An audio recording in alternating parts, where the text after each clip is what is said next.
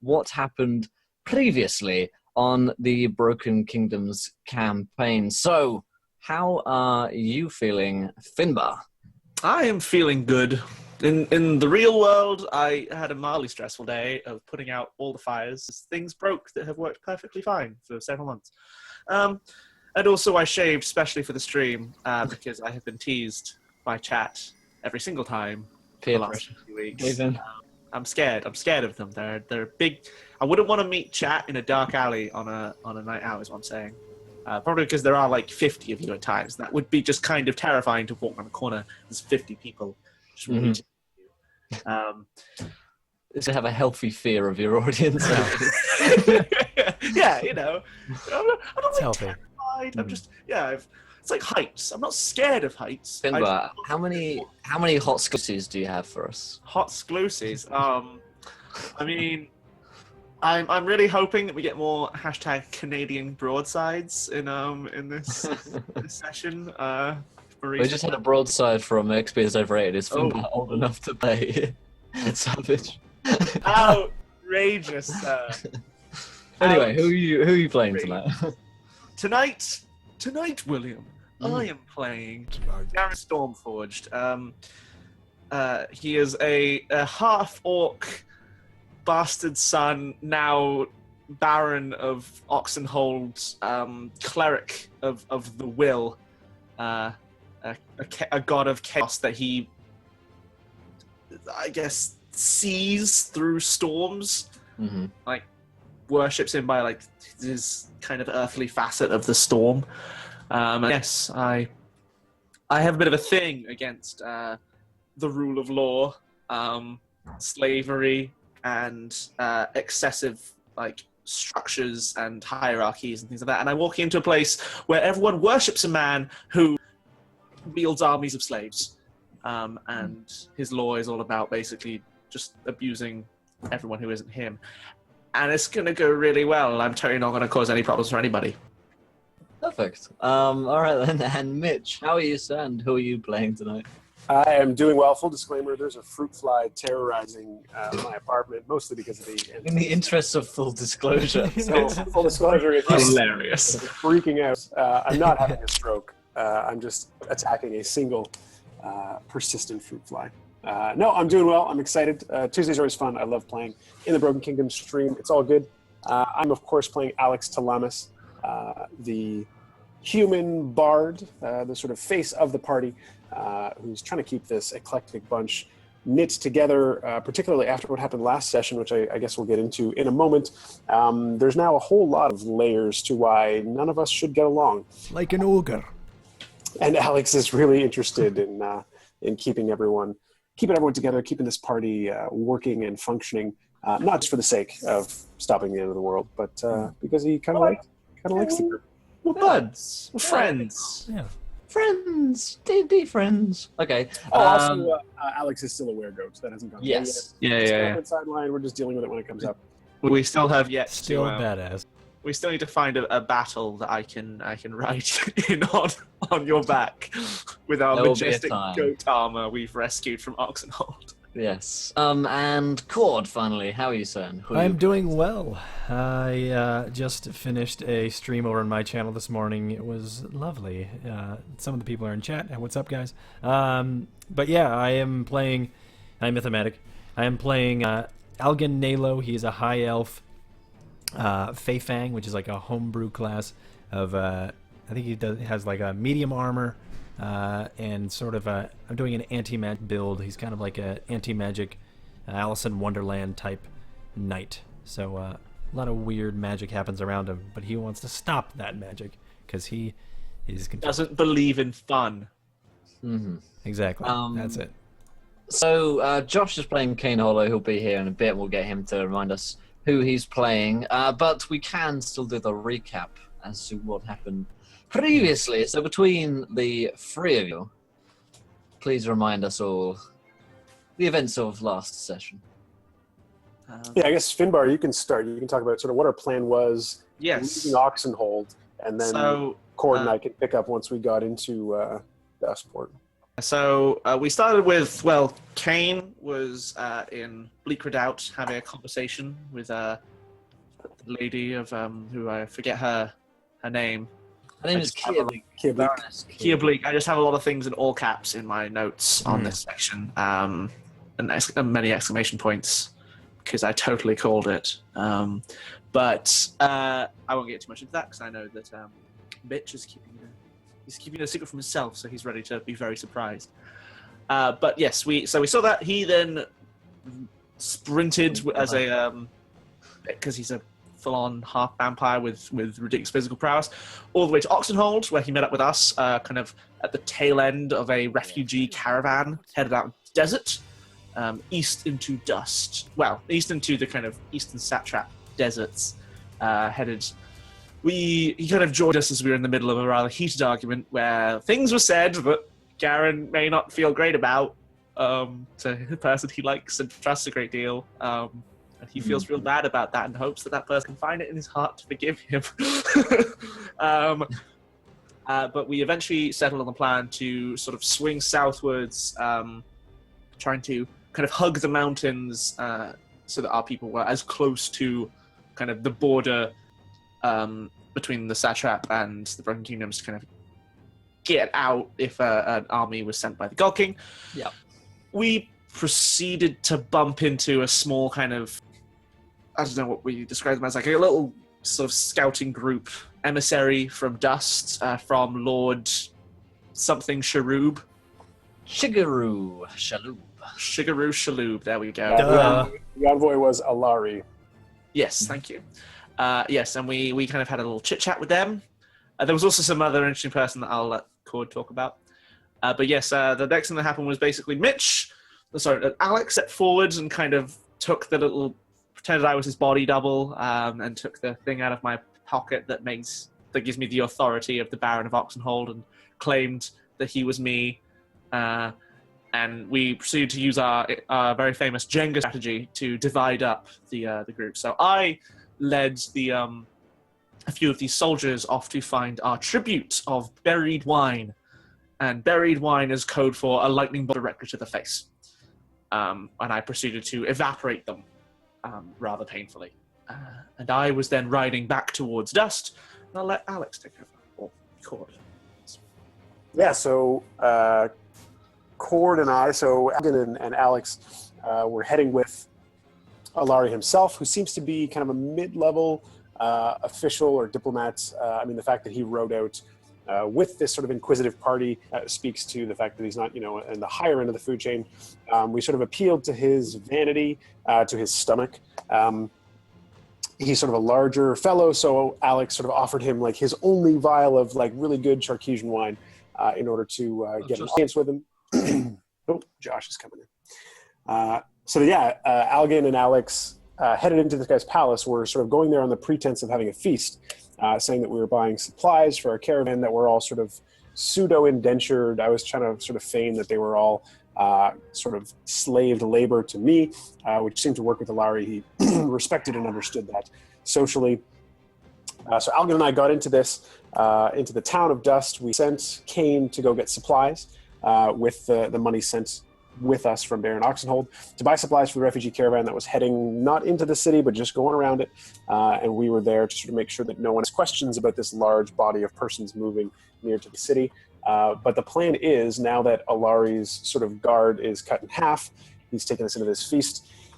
The plan is to just kill him, at least as far as Alex is concerned. We don't want anyone to really know that we were here or in what capacity, because we know that the God King Balashar is a short temper and is likely to send a military force after us, given that we didn't just leave Oxenhold with refugees. We were able to convince the Ox to send us with a number of his fighters, his soldiers, which we need in order to get to Baroness Kierbleak. So kind of a tricky situation. I think we stopped with Algan and I both just being at this feast uncomfortably, not really knowing what was going to happen next. And then Algan and I went into a room to like make a plan.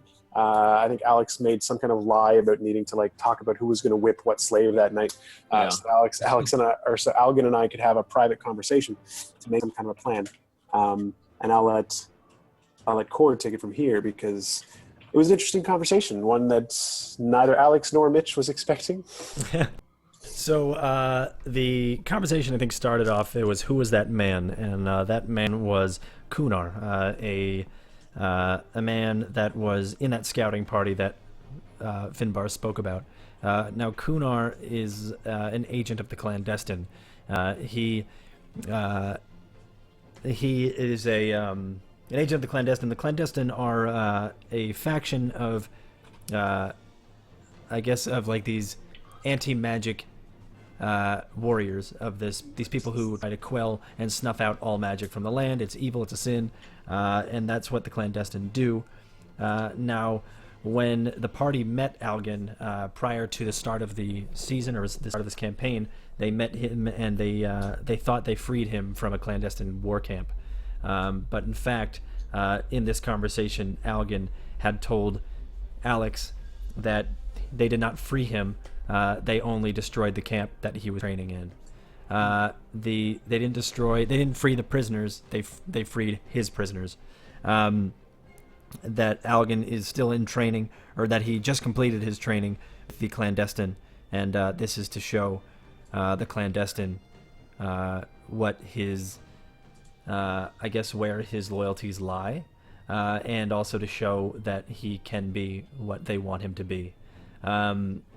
He's been making remarks about this Garen Stormforged, about how he's getting too powerful, and Alex spoke to Algin and mentioned that sometimes you need a dog, because I said that I think the dog's fangs are getting too sharp for the bite that he can't control, and he mentioned that sometimes you need to take a trained dog into battle and sniff out the enemy and stuff like that. So it was very cool, very great roleplay moment between Algin and Alex about one of the other party members. So that's where we start to see a bit of what Algin has been, why the man behind the silence, pretty much this entire Dear God. this entire Now who's the core tryhard? Oh man, that's amazing. So yeah, Why didn't you warn us? Oh my god. Oh, there it is. Look at that. What a stash. Oh man, I forgot what I was saying. Comes with a double foam latte. I have to deal with it until he shaves it off. Indeed. You poor woman! Why are you marrying Thank this man? you. Someone understands. Beard burn is a thing. Oh my God, God. where were you? I don't know. I'm lost. So yeah, the Yeah, like Alex thought it was a super intense conversation because I guess he, like Algin, like Cord, you said it so plainly. Like it was, you had decided that you were going to confide this, that you were going to be open with Alex. So it wasn't a big deal. Like in traditional Algin fashion, you weren't too like expressive or like emotive as to like the implications of what you were telling me. yeah. Like what you were telling me was you were Fact. and are still committed to an order that wants nothing but to like wipe out anyone who uses magic, which is Alex. He has used magic openly in front of you guys, and as well Garen. So it was a pretty intense moment, but I don't think we ever got to like making a plan. Yeah. What we're gonna do. Yeah. Yeah. Fuck. Good Lord. So Chigaru says, I swear if I had money, I'd give Josh advantage for the entire game. So next he So needs to good. get a big metal chicken, he needs to get floofable hair, and I'm trying to think of a thing he can get to emulate Mitch, and then he can just play this entire game himself. Yeah. And it's a fruit fly. There's really no personality behind the bow I tie think and the two of them. mustache. He's right. He's got it. The RP porn stash. Yeah, indeed. But yes, that is the wrap up for today, and we do need to thank Robin the Coffee Addict and Fritus for following. You guys are gentlemen and scholars, so thank you guys for following. And before we start the show, how are you guys doing in chat? How are you all feeling tonight? Good to see you, Skaggo. What's up, Mike? And Glass and Drackle. So, yes, before, as always, I'd like to remind you guys things that you could do to affect our games. Did you get them? Got him. Yes, son. But yes, if you haven't followed already, do hit that follow button and join us. When we hit 2,600 followers, we'll have a viewer decision, which means you guys get to decide anything which happens in our game. I'm starting to think that the reason Josh was late was not because of traffic, but because he was Yeah, he no had to shit. go to the store and pick up suspenders. Perfecting his mythimatic cosplay. Oh man, yeah. Man. So, how does it feel to have some cosplaying you? it feels great. I feel That's honored, good. really. Yeah. Yeah. Hey So guys, thanks for having me on the show. I'm a really big fan. Such a big fan. oh my lord, Damn. it's getting creepy. It's like he's obsessed with you. Oh man, he sounds just like me. I know. It's the voice crazy. actor too. I know. Wow. So yes, if you haven't followed, do follow. If you haven't retweeted, go check out those retweets because we'll have a viewer decision at 25, 35, and 45. So go check those out if you haven't yet. I believe we're already at 11 according to Twitter, so we're already almost half of the way there. If you haven't considered becoming a patron, then you can. We just need 2 more patrons until another viewer decision. And of course, you do get a bunch of really cool rewards just for being a patron, including the newsletter. You get basically the donation stuff at a discount because you're paying in dollars, not pounds. And so you've got a good conversion rate there. And what else? You can, of course, donate to change our game with Nat 1s, Nat 20s, D10,000 wild magic surges. Previously, we've seen Alex Talamis turn into a weregoat due to viewer decisions and wild magic surge madness. So things. Oh no, that's wild magic. Yes. I have invisible clogs. Invisible cloaks due to wild magic surges. All sorts of things. So I guess we should begin the session. Just start with a disclaimer. I'm currently shooting a 1930s film, and What kind of film, Josh? it's That requires that stash. it's about how Mythomatic is actually a time traveling genius. Call it time myth. It's fan fiction. It's written by myself. It's called Professor Whom. Yes, that's it. Indeed. Perfect. Yeah, no. So I'm shooting film, but this is the result of said film, and then literally yesterday, F just went. Because bow ties are in. That's my catchphrase. Yeah. I was like, what? And she was like, no. I was like, oh dear. Because bow ties are in the 1930s is how that sentence ends. But anyway, we should get into the session for. Let's play a role-playing game. Yeah, so we should let's let Josh reintroduce your character for chat, as well as what you did, if you can remember, at the last session. As like a prompt, I'll just sort of remind, because you've already done our sides of the recap. We entered into dust. Algan and I went to this banquet. You were going to be going to buy a bunch of supplies and then meeting up with Garen on your way to this guy's banquet hall. And then we were probably just going to like murder a bunch of people before leaving as fast as we could. So you can like recap who your character is, who Kane is, what his deal is, and what you did while getting supplies. Because I don't really remember whether or not you were successful. Absolutely, no problem at all. So I'm playing Kane Hollow. He's a Dampier. This is going to get confusing. He's a Dampier. He's Dampier vampire. Dampier vampire, the dankest of vampires. He's very old, ancient even. In fact, he hasn't actually. It's never been stated how old he is yet, but he's fucking old. That's all you need to know. He's just fucking old. He's got icy blue eyes, long, dark, quite unkempt hair, but at the moment he's looking a little bit more respectable as he's used his disguise kit to make himself look a little bit less utterly ranger, which is very much what he is. He's a ranger and he spent a lot of his time out in the wild. But yeah, he spent the last episode traveling with the party, and then he split off to gather supplies. There was a bit of an interesting moment between him and Garen where it was I called him. Garrett is a slave again. Garrett is not taking this well. Yeah. There was nearly a fist fight in the street, and then he called me master. And Oh no, it wasn't a fist fight. I threatened to tie you up and leave you in the middle of the desert with the sun shining on you. Oddly enough, Josh was just doing that while filming today for his fan. Yeah. So do you play the pizza guy or the plumber? He plays the guy who actually lashes the girl to the railroad tracks. yeah. I'm making fun of my exact style, so this is funny. Also known as the pizza plumber. Yeah. Indeed. Yeah. We had that.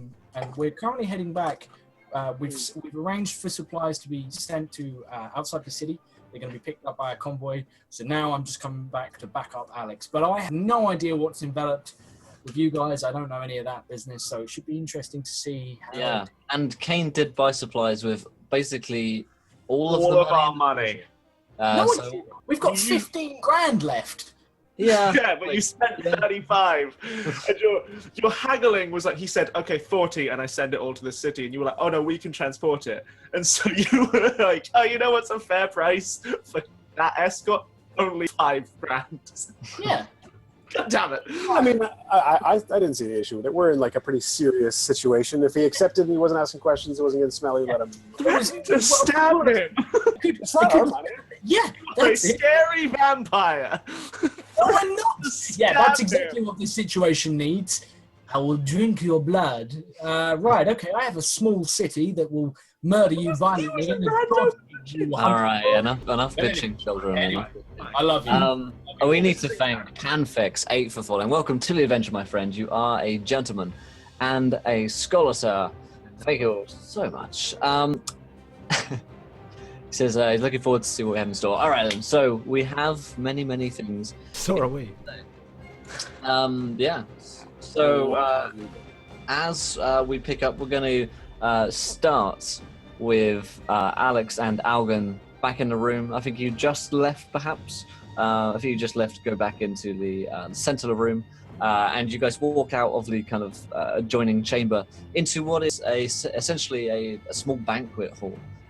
There are a lot of slave kind of guards around. They're mostly dwarves, kind of just standing around the corners of the room. And Chigaru Shaloub, the rather fat and sweaty looking, in fact he has a moustache very similar to Josh's, and he has a very Mr. Shaloub himself is there? Or Alari, isn't he? His name is Alari. Yeah, and he's got a this pointy beard, which is very much the fashion these days in the Eastern Satrap. He's currently eating a lot of food, and he's just basically, as far as he's aware, you guys have just gone to sort out slavery stuff, which is completely normal in the Eastern Satrap. The Satrap itself is based on a slave economy of millions of slaves. I think when we left, I took out the wine tin that I had, which was the only actual like amount of Charkesian port that we had, and I like poured it into a decanter in front of him and was like, "Let this aerate. Like you have the first glass, of course, like you know, deferential and stuff." So Yeah. But you poisoned it, right?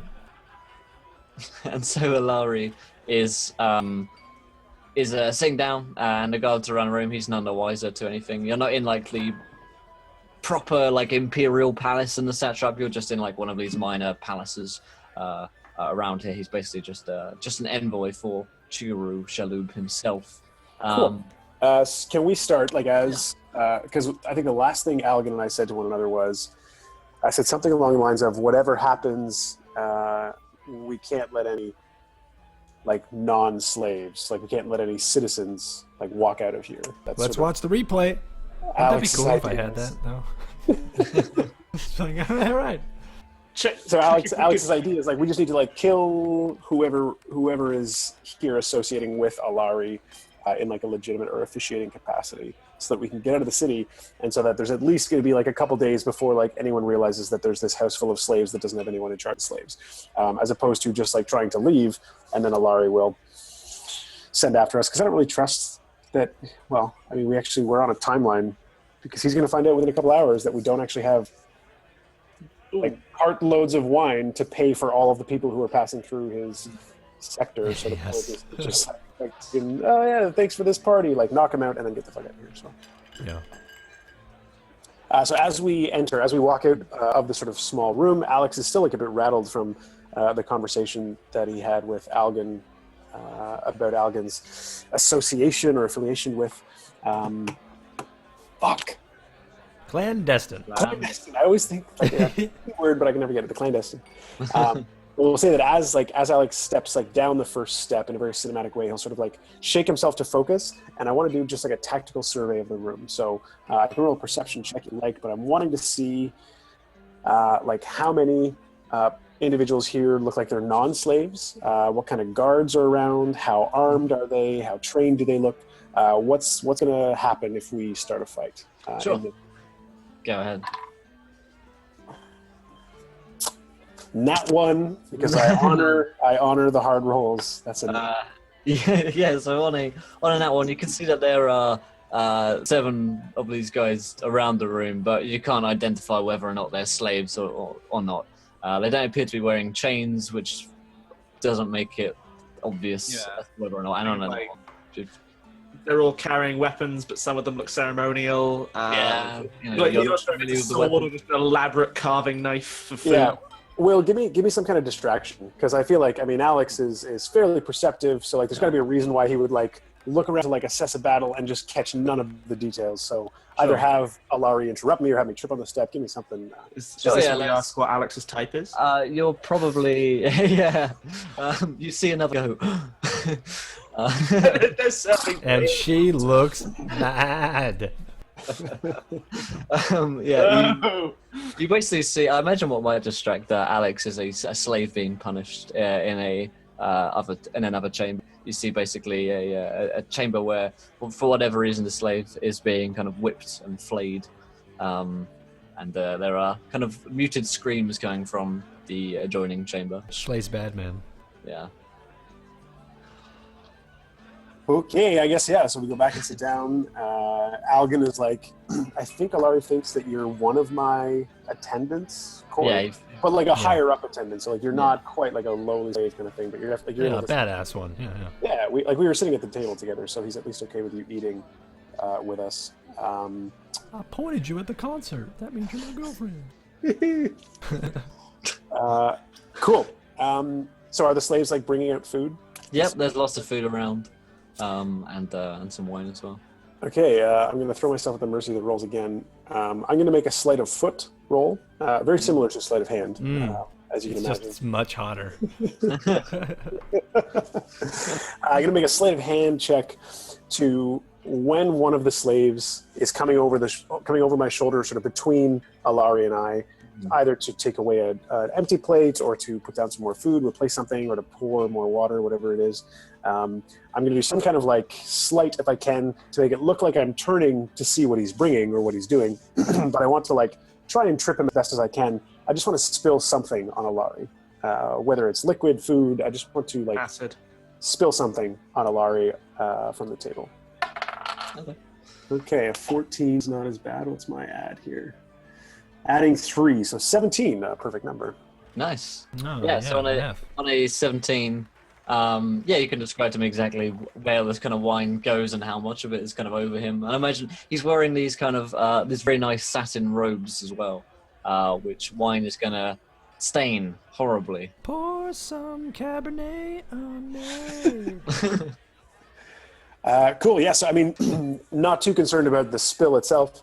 Alex is just going to use it as an occasion to touch Alari. So when the slave sort of spills it, he's going to immediately sort of kick his foot, I guess, to cause him to trip, and then he's going to push him aggressively, and he's sort of channeling his being upset with how the slave was being treated that he saw, like a slave being beaten. Mm-hmm. He's going to channel that in pushing the slave to get the slave away from Alari, but it's kind of this weird thing where he's hitting the slave harder. Push the slave off aggressively, and then grab a napkin immediately and just try and tap or tamp on whatever was spilled. But I'm going to cast Curse. All right. Because it is a touch spell. So he needs to make a Wisdom save. Good boy. And as always, guys, on these Tuesday nights, we are using Skirmish Virtual Tabletop for our rolls. As ever, you can go and download a free trial of Skirmish for the month, from the 15th of this month to the 15th of next month, I believe. You can go and use it yourself, which is pretty cool. So that was a Dex saving throw. Crazy cool. Crazy cool. No, it's a wisdom. So I'm going to say wisdom save because it's a touch attack. So I earned my excuse to touch him with the sleight of hand. And yes, he's got to make a wisdom against the curse. I have to pick how I want to curse him. It's only an 8, so it looks like a fail from. Fuck yeah! All right. So I'm going to touch. We'll say his leg. Maybe that's where it was spilled. And I'm going to give him. Oh, my leg.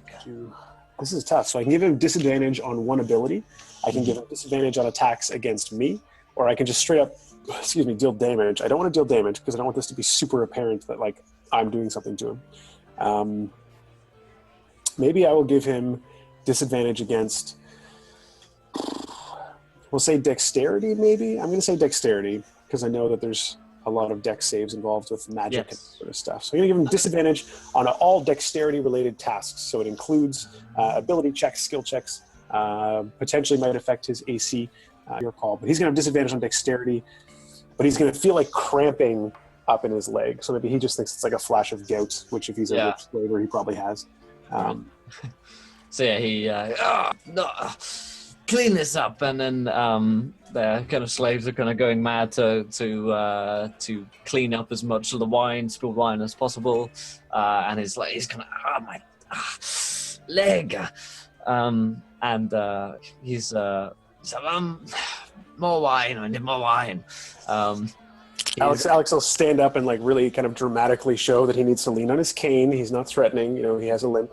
He'll sort of pour the rest. He'll empty the Charkesian decanter into Alari's glass, and then he'll like aggressively hobble over to the slave that was on the ground, and he'll like jump onto him, sort of grab him by the neck, and then turn back to Algan and say, what's our code word? Sorry guys, what's our code word for fuck everything up?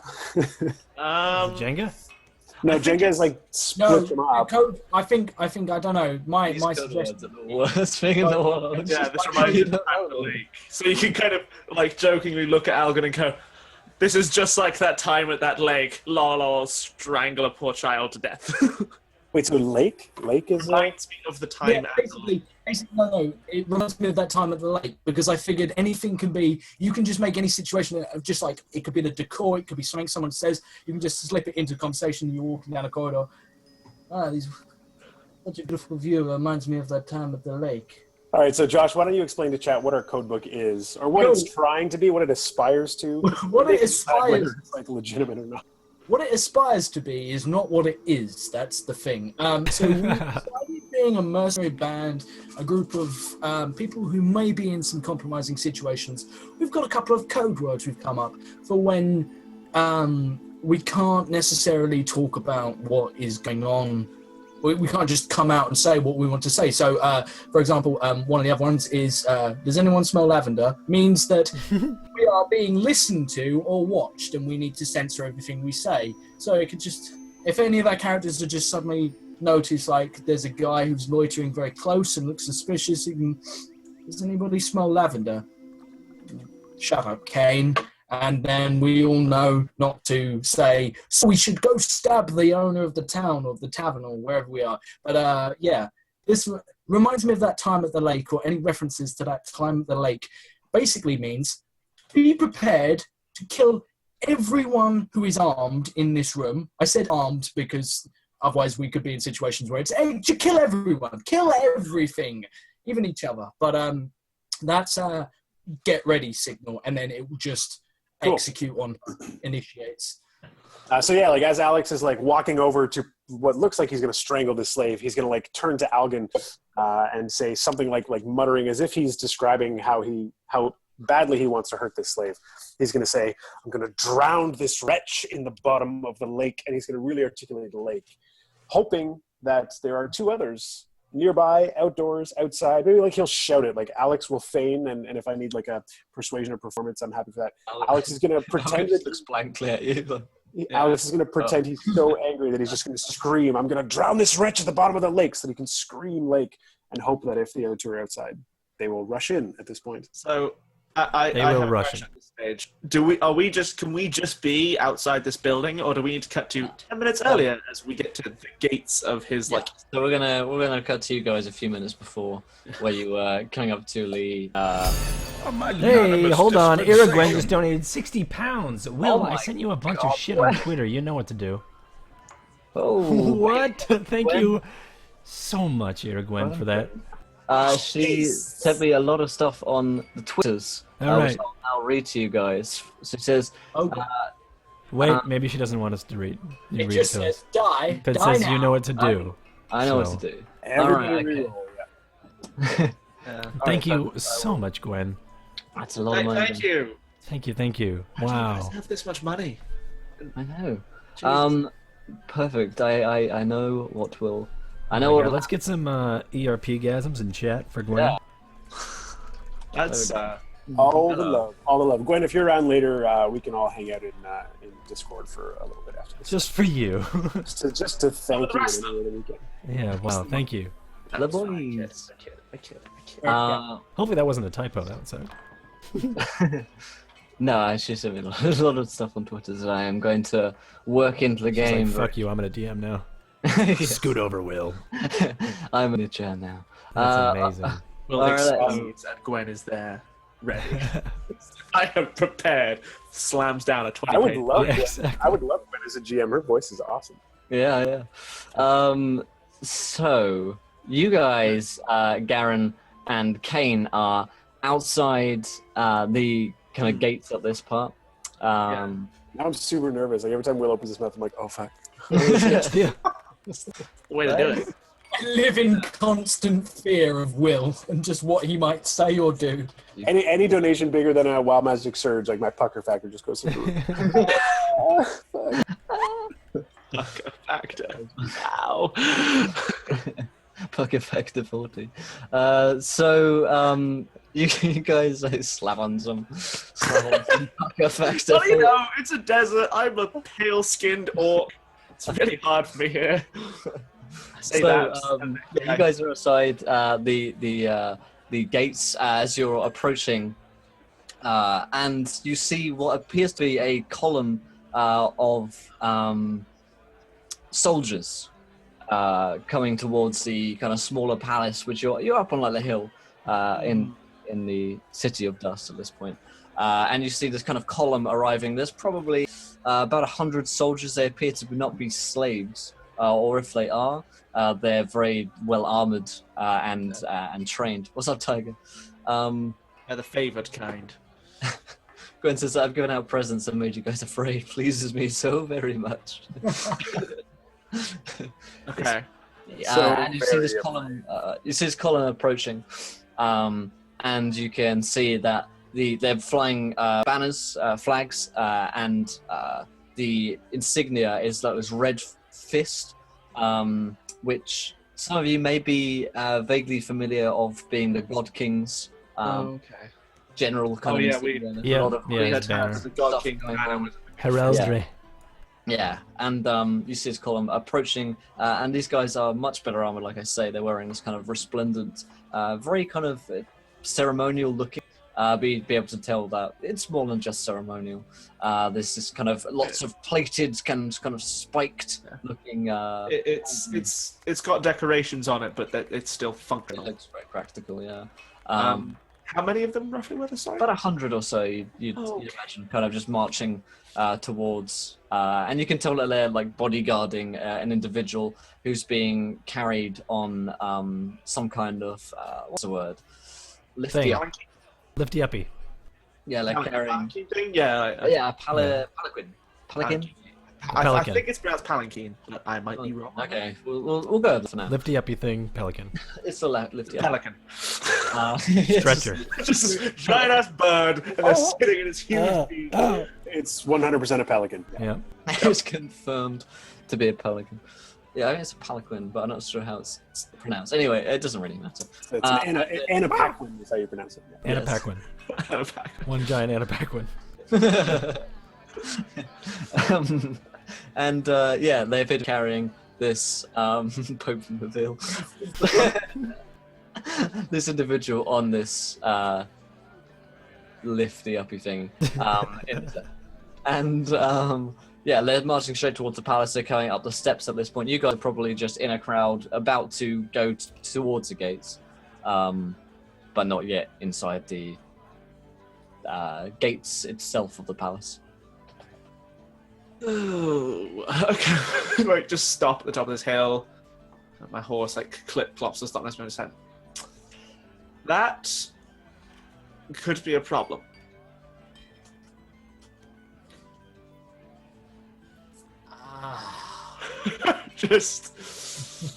Pain internally sighs eternal. It's depressing. Wait, sorry, Kane. Did you eternally sigh internal, or did you internally sigh eternal? Internally sigh eternal. Got it. Cool. Good. English people and consonants. It's just like white noise in my head of just constant sighing. I turn to Garen and I say, well, as long as we remember that you are the one who is in there and you are Alex. And then he looks at Garen and he remembers the vacant look and the lack of intelligence that resides within. He says, I'm not stupid. I'm just not smart. I know. Yeah. I can definitely. I think we've done enough of Alex's like. Yeah. I'm just gonna talk, and you are gonna just have to pick up your roles as you go along. I turn around and I say, remember, keep your cool. We have friends inside. We must protect. Yes, but Kane, we're both posing as slaves. How are we meant to get in there in any kind of official circumstance and not just be shown to a nice little waiting room? And also, 100 men, I could feasibly knock them all over with a lightning cloud. I slap you around the back of the head, gently. But only if they all stay cooped up for quite a long time. Our original plan was to murder the crap out of everyone who lives in that building and run like hell. I'd like to hear your next suggestion. All right. I just say, follow my lead, and I am going to just walk towards this. Like they're in between us and where we need to go. I'm assuming. They're coming the same way as you, so they're not in between you. Oh, okay. So they're following us in. Okay. Yeah. So I guess we kind of pull over to the side of the road then. Yeah. I am definitely going to try. Well, one, I think I'm passively picking up in that way. When you go to a place that you are not meant to be, or that is not your kind of place, you notice all the things that like you wouldn't do. When you go to like the kind of bar you don't like. I'm noticing the way they treat slaves, people on the street. But I also want to make like a check to see if I can work out who's in the kind of palanquin or something. Right. I've got an idea. Oh god. Oh, bro. Oh, Garen is gonna kill me. So I basically we're traveling like down a street, but I presume there'll be like a bench or somewhere we can stop. Sure. Plenty of benches around. Yeah, cool. I just say, come here. I sit down. I like put my legs up so like I've got one leg over the other, and I hand you a rug, and I pull out like a rag. I toss it to Garen and I just say, "Shine my shoe." And I know inside he will never forgive me for this. But I'm just going to. Is there an equivalent of like a newspaper or something? I can just yes. Yeah. So I think So I still am looking out for that stuff. Like I'm trying to figure out who this palanquin person is. See if I can get a view. Sure. Roll me a quick perception check. Cool. So that I'll is. also be doing that. That's a d20 plus 5. Actually, shall I roll a performance to sort of like see how convincing? 21. I mean, who are you trying to convince? Oh yeah, we need to work out what we're trying to accomplish with this scene. Well, okay. Yeah, I guess the deal is to make. I'm trying to make myself look. Oh, I just turned my Xbox on. My Xbox on. I essentially am just going to be going for the whole. Sorry, I just saw a cross between Business Mario and Freddie Mercury, and that's going to stay with me, Gareth.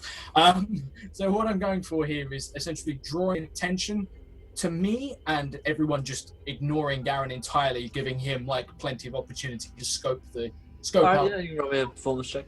Uh, But on a 21, Garen, you can tell that this you can't see exactly who this individual is.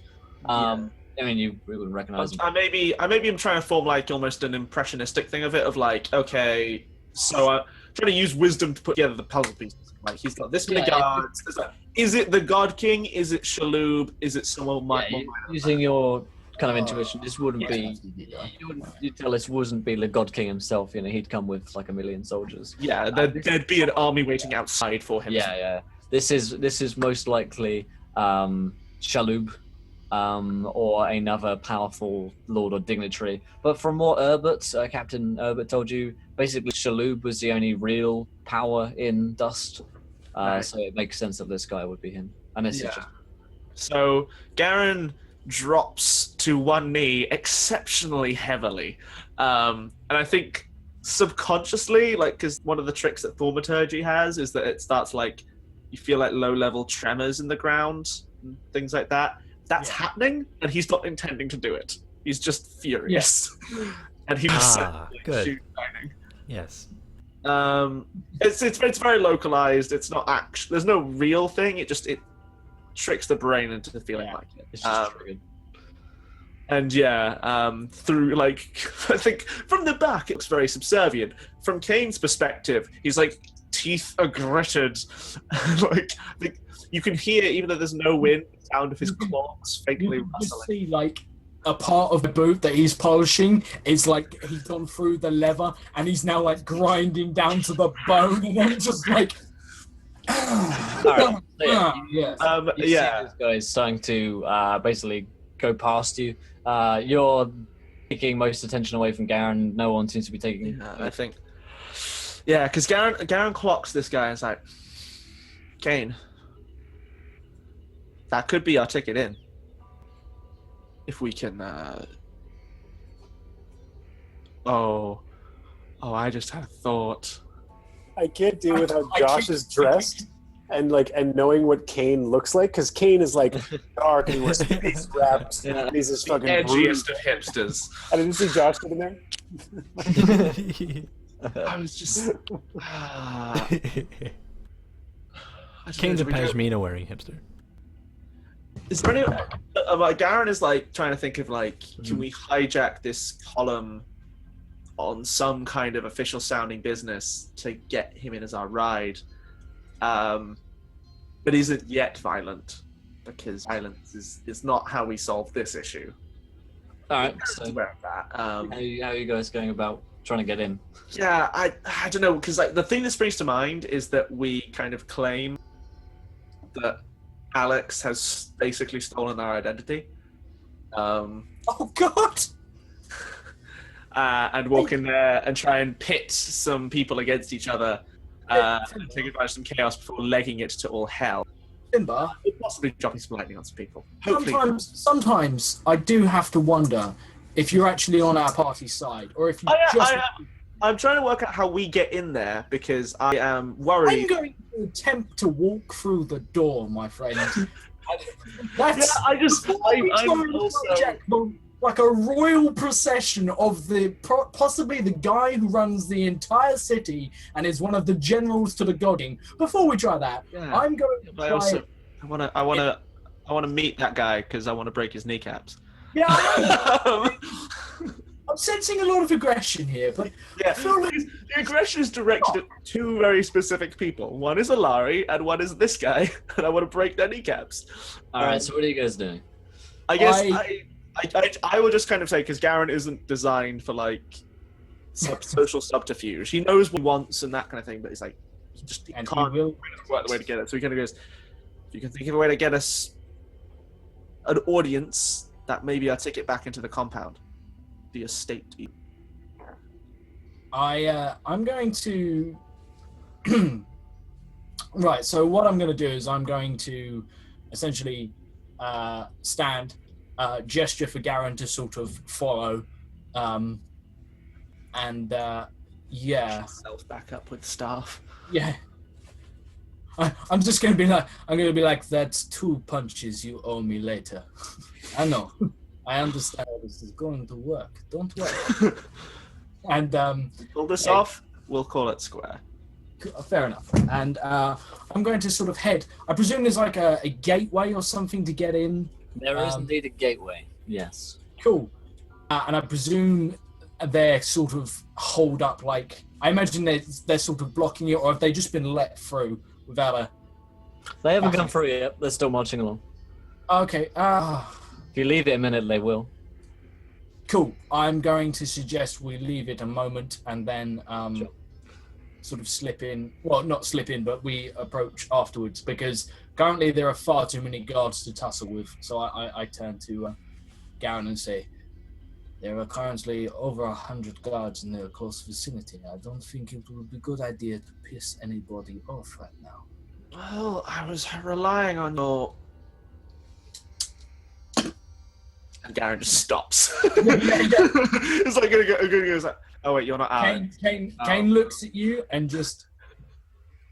You can take this salaciously if you want, but he licks his lips, looks at you and is just like, don't tempt me. So you wait a minute, we and they allow this procession in ahead of us. Yeah, they pass through very quickly, and they start working their way up to the steps of the palace itself. Yeah. All right. So let's go introduce ourselves to a door guard. And if I know anything about Will's GMing, this is going to be the most irritating NPC we meet all game. It's a goblin. Oh fuck no! Not now. I will never speak to that man again. It's Warwick Davies. One NPC. Can his name be Hello. Clogging so I can resurrect a hashtag from Sunday? So yeah, you come up to the gate, and there appears to be several guards who step up to see who's out the gates. They've got spears ready to prod your way through the gate if you're a troublemaker. He basically walks up to you as you're kind of standing opposite the gate from him, and End up and like, we are servants of Garen Stormforged, a guest of your master. Let us through. he says, "Where's your markings?" Servants, not slaves. We're not from these lands. You may have noticed by our dress, and I just said I'm wearing chainmail in a desert. Not exactly. I look out of place. You may guess by the fact that I look like a tourist. All I need It's wearing flip-flops. I'm sorry about that. XP Overrated has just donated £5. Wild Magic for Finbar. Thank you so much, XP. Thanks, buddy. Don't you see I'm wearing Crocs? I got my flip-flops and fanny pack. I acquire Crocs from this. I'm wearing khaki trousers and a It says terrible... I love Satrap. I heart Satrap on the t-shirt. He's got one of those baseball caps with the flaps that for like anything like that. It's like a goofy hat. Yeah. And just a little bit of sunscreen on his nose. Carrying a camera. Deliberately not rubbed in. But still wearing chainmail. The necklace is actually made of disposable cameras. Like, Yeah. All right, Finbar, give me that roll. Can't stop whining again as he's talking. If you guys don't know what's happening, then you can donate to give wild magic surges on a D10,000 wild magic table, which is always crazy. So what'd you get? 7,584. Oh, that's the worst number. 5. I remember that one. That's a really bad one. Brutal. I'm just gonna detonation. 7,584. Oh, perfect. Target's principal weapon crumbles to sawdust. So as Take you're that, hammer. as you're standing, let me finish. So as you're standing here at this gate talking to this guy, you realize what's your main weapon again? I forget. So I have like a mace You should probably look at the character. on my hip, but I do my main It's weapon is my like big magic staff of thunder and lightning. Yeah. So we have this like you feel clogs just vibrating and jingling, and your mace just like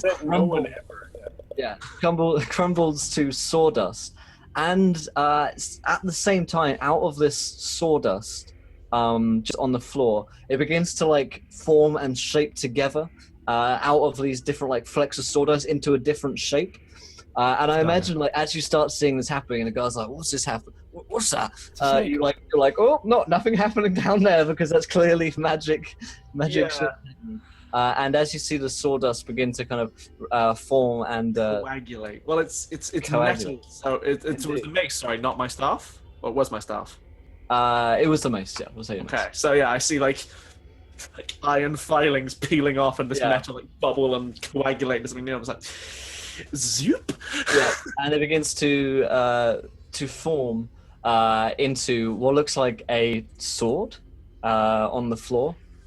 Little present tag saying from Irwin. It's clearly a sword. And Garen, as I imagine, are just like picking it up. I think it's like, Garen kind of loses interest in this little unimportant functionary for a moment. He's not even being simple, he kind of stares at it, holds a hand out as like kind of just, no. I think he's You will getting not take this from me, guard. This he's is getting- my moment. he's Hold on a getting second. the I just rhythm of showed this the city sword. down. I need a minute here. Yeah. He must show maximum disrespect at all times. It's weirdly what he's built to do, despite him hating this place. Looks like I'm doing slashing damage from now on. And pulls the sword out of this kind of bubbly mess. What horrible thing happens to me? Yeah, the sword feels good. It feels like it's made for your kind of Feels grip good, man. and weight. Feels good, man. And as you pick it up, you hear a voice like coming from the sword. Oh, hello. Hello there, mortal. No. Christ. The red worked. Great. Yeah, the voice says, "Hello." Still one hand up towards the guard, staring at the sword blade. Hello. So where did you come from? I'm not sure. That makes two of us. Be more fucking conspicuous. Oh my god. Yeah, no, it's like. The guard at this point is like, "What's he doing?" I just was. Can you not see I'm having a conversation here? Look around. Can you not hear? Yeah, all right, move along, and he starts he I taps the gate. flip the sword and go. We'll continue this in just a moment. All right, Hold that thought. sure. Can we I- talk about devouring souls in a bit? Just one more second. I'm sorry. What? Wait. No. We'll get back to that. That sounds important and relevant. What are you talking? Move along. As Get I this lean, man I, out of the lean way. forward, I lean forward and I basically say, "You must understand. My master, this man is slightly troubled. We must get him. Oh, yeah, I He can has tell. medication today, and without my master's medication, well, he could cause some civil unrest." I also would like to point out I am a rather tall, beefy-looking half-orc in chainmail, holding a big staff in one hand and a sword, in, like a long sword. I look like Gandalf, the ridiculously unpleasant. I Get off the green. Oh, hello. There's some info on the sword I sent, like Gwen sent there, which Hello. in, Oh, Oh, good hello. God. oh hello. So yeah, This is roll where me I log an into Encounters intimidation. Twitter. Roll me an intimidation check, because I think it's coming not really from persuasion so much as the potential fear of what Garen might do. Yeah. I think the intimidation is almost entirely unintentional at this stage. Yeah, it's Turned off. He just kind of like turns and goes, "Oh wait, I'm scary looking." I can't read the last line or two of that. Okay. Copy and paste it into Sure, well, yeah. And also we are 18 22. 20 yeah. Terrifying. So yeah, on a 22, he's like, "Don't worry, but if he causes any trouble whilst he's in there, you're dead." I look at the guard and I'm just like, "Thanks, mate. I kind of chuckle as he says, I have to do "You're dead." every day." Yeah. He welcome back, Linda. He like unbolts the gate, unshackles it, opens it up, inside quick, and lets you guys inside. You can see like the rest of the procession is just about to enter the hallway of the palace, I guess. Yeah. And we'll cut back to Alex and Algan as you're like. Wait, do we just arrive in time to hear the scream of "I'm going to throw this Something at person the to the lake, bottom of the lake"? So you hear Lake just as the doors kind of fly open, and you see like resplendent, this kind of like Imperial Guard looking badass guys, and on this palanquin, who's just let down this man who is completely like clean shaven, basically all over his body. He's got no facial hair or hair almost whatsoever. He's got his very dark tan skin, which appears to actually be kind of lightly oiled with scents and different perfumes. He doesn't appear to be any armor on him, because obviously the guys around him are clearly well armored enough. And he steps down, and he just kind of like holds his hands out like this, almost like as if he's just a god. Alari, who's like busy like getting all this stuff, and everyone in the room's like and Alari sitting down, he kind of wipes the rest of this off, and he says, Master Shaloub, and then he immediately drops down to his knees, as do all of the guards in the room. Just immediately drop down. Even the slave that you're like about to hit in the face. It's being like strangled and gets So it's like, I'm gonna punch, just like as he bows. So it's like as I say the word lake, I guess the door bursts open. Yeah. Or I guess it bursts open right before I say lake because they hear it. So like I see this procession and like a ton of dudes, whether or not I can tell how armed they are, or how trained they are, whatever. I just see like, oh shit, this plan that we had is absolutely not the plan we're having. We need a word in our phrase book for stand down. So I'm going to leave this to chat. Chat can figure this out. What could be like the word that we could spin into any social context, any kind of whatever, like this innocuous thing that we could say for just stand down, do not fight. Donga. I love the idea. Because when the door bursts open and I see, oh shit, something else is happening, as I've literally just like screamed at Algan, like now is when we're going to start fighting. I need to immediately say like, that's not what we're doing right now. This is that beautiful moment when the door swings open and then you're just like, lake, and we hear that and you're like, no, and we're like, yes, and Doors open. this is on you, Alan. Garrett just throws a light cloud in the door. You said lake. This is like when we cut to you guys like about to be like hung, drawn, and quartered. Like you said, He said lake. This is how the lake It's a story bit drafty. I like that. Hung, drawn, and corkied for anybody who was here on Sunday. Oh, indeed. so, yeah. What basically happens, I guess, because this man is just here. What about you guys outside? He's just So, Master Shaloub. so like from where we're standing, so I like Yeah. so sort of, I walk past these guys and like we'll pick up this conversation in a moment. Tense Sword. time. And so like they had 100 or so men. Yeah. Like most of them waiting outside, and it's just Yeah, I mean, yeah, most of them are kind of just outside. They're kind of in the way. You're gonna have to move through. Yeah.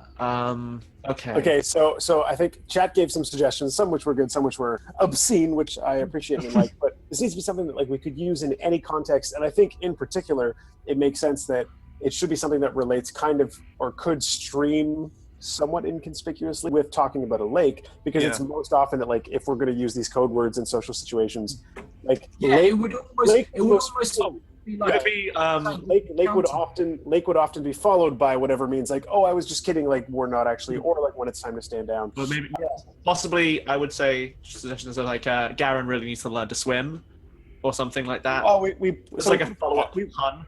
We put it to chat, so we'll that's on fair. chat. So What do we True Dracul said it's a bit drafty, so we'll say something about like windiness. So I said it was a bit windy. drafty. I think drafty works better. But it doesn't flow very well. Or you could do a sailing thing of like, that day we had no wind. Something on those lines. Yeah, so I guess like, and this is all going rapidly through Alex's brain within the course of like a 7-second window when he's like, oh my god, we need to like We could start throw the it fight back and then to- stop the fight. Sorry, go ahead. We could throw it back to an old Mythomatic quote of, no, someone took the fart out of my sails, and then boom! Someone took the fart. That takes the fart right out of my sails. All right, I think Said we have Elvis. we should go with that, honoring Broken King season 1. Let's go with that. So something about not a fart in my sails or something. So I guess cinematically, like the timing, and As long as it's something to do with like no wind and sails. You don't have Yeah. to. no, we'll go with no. The hilarious thing about you guys spending hours trying to figure out what these code words Yeah, are I know. inevitably take you so much longer. Hey, it's good. We're enjoying it.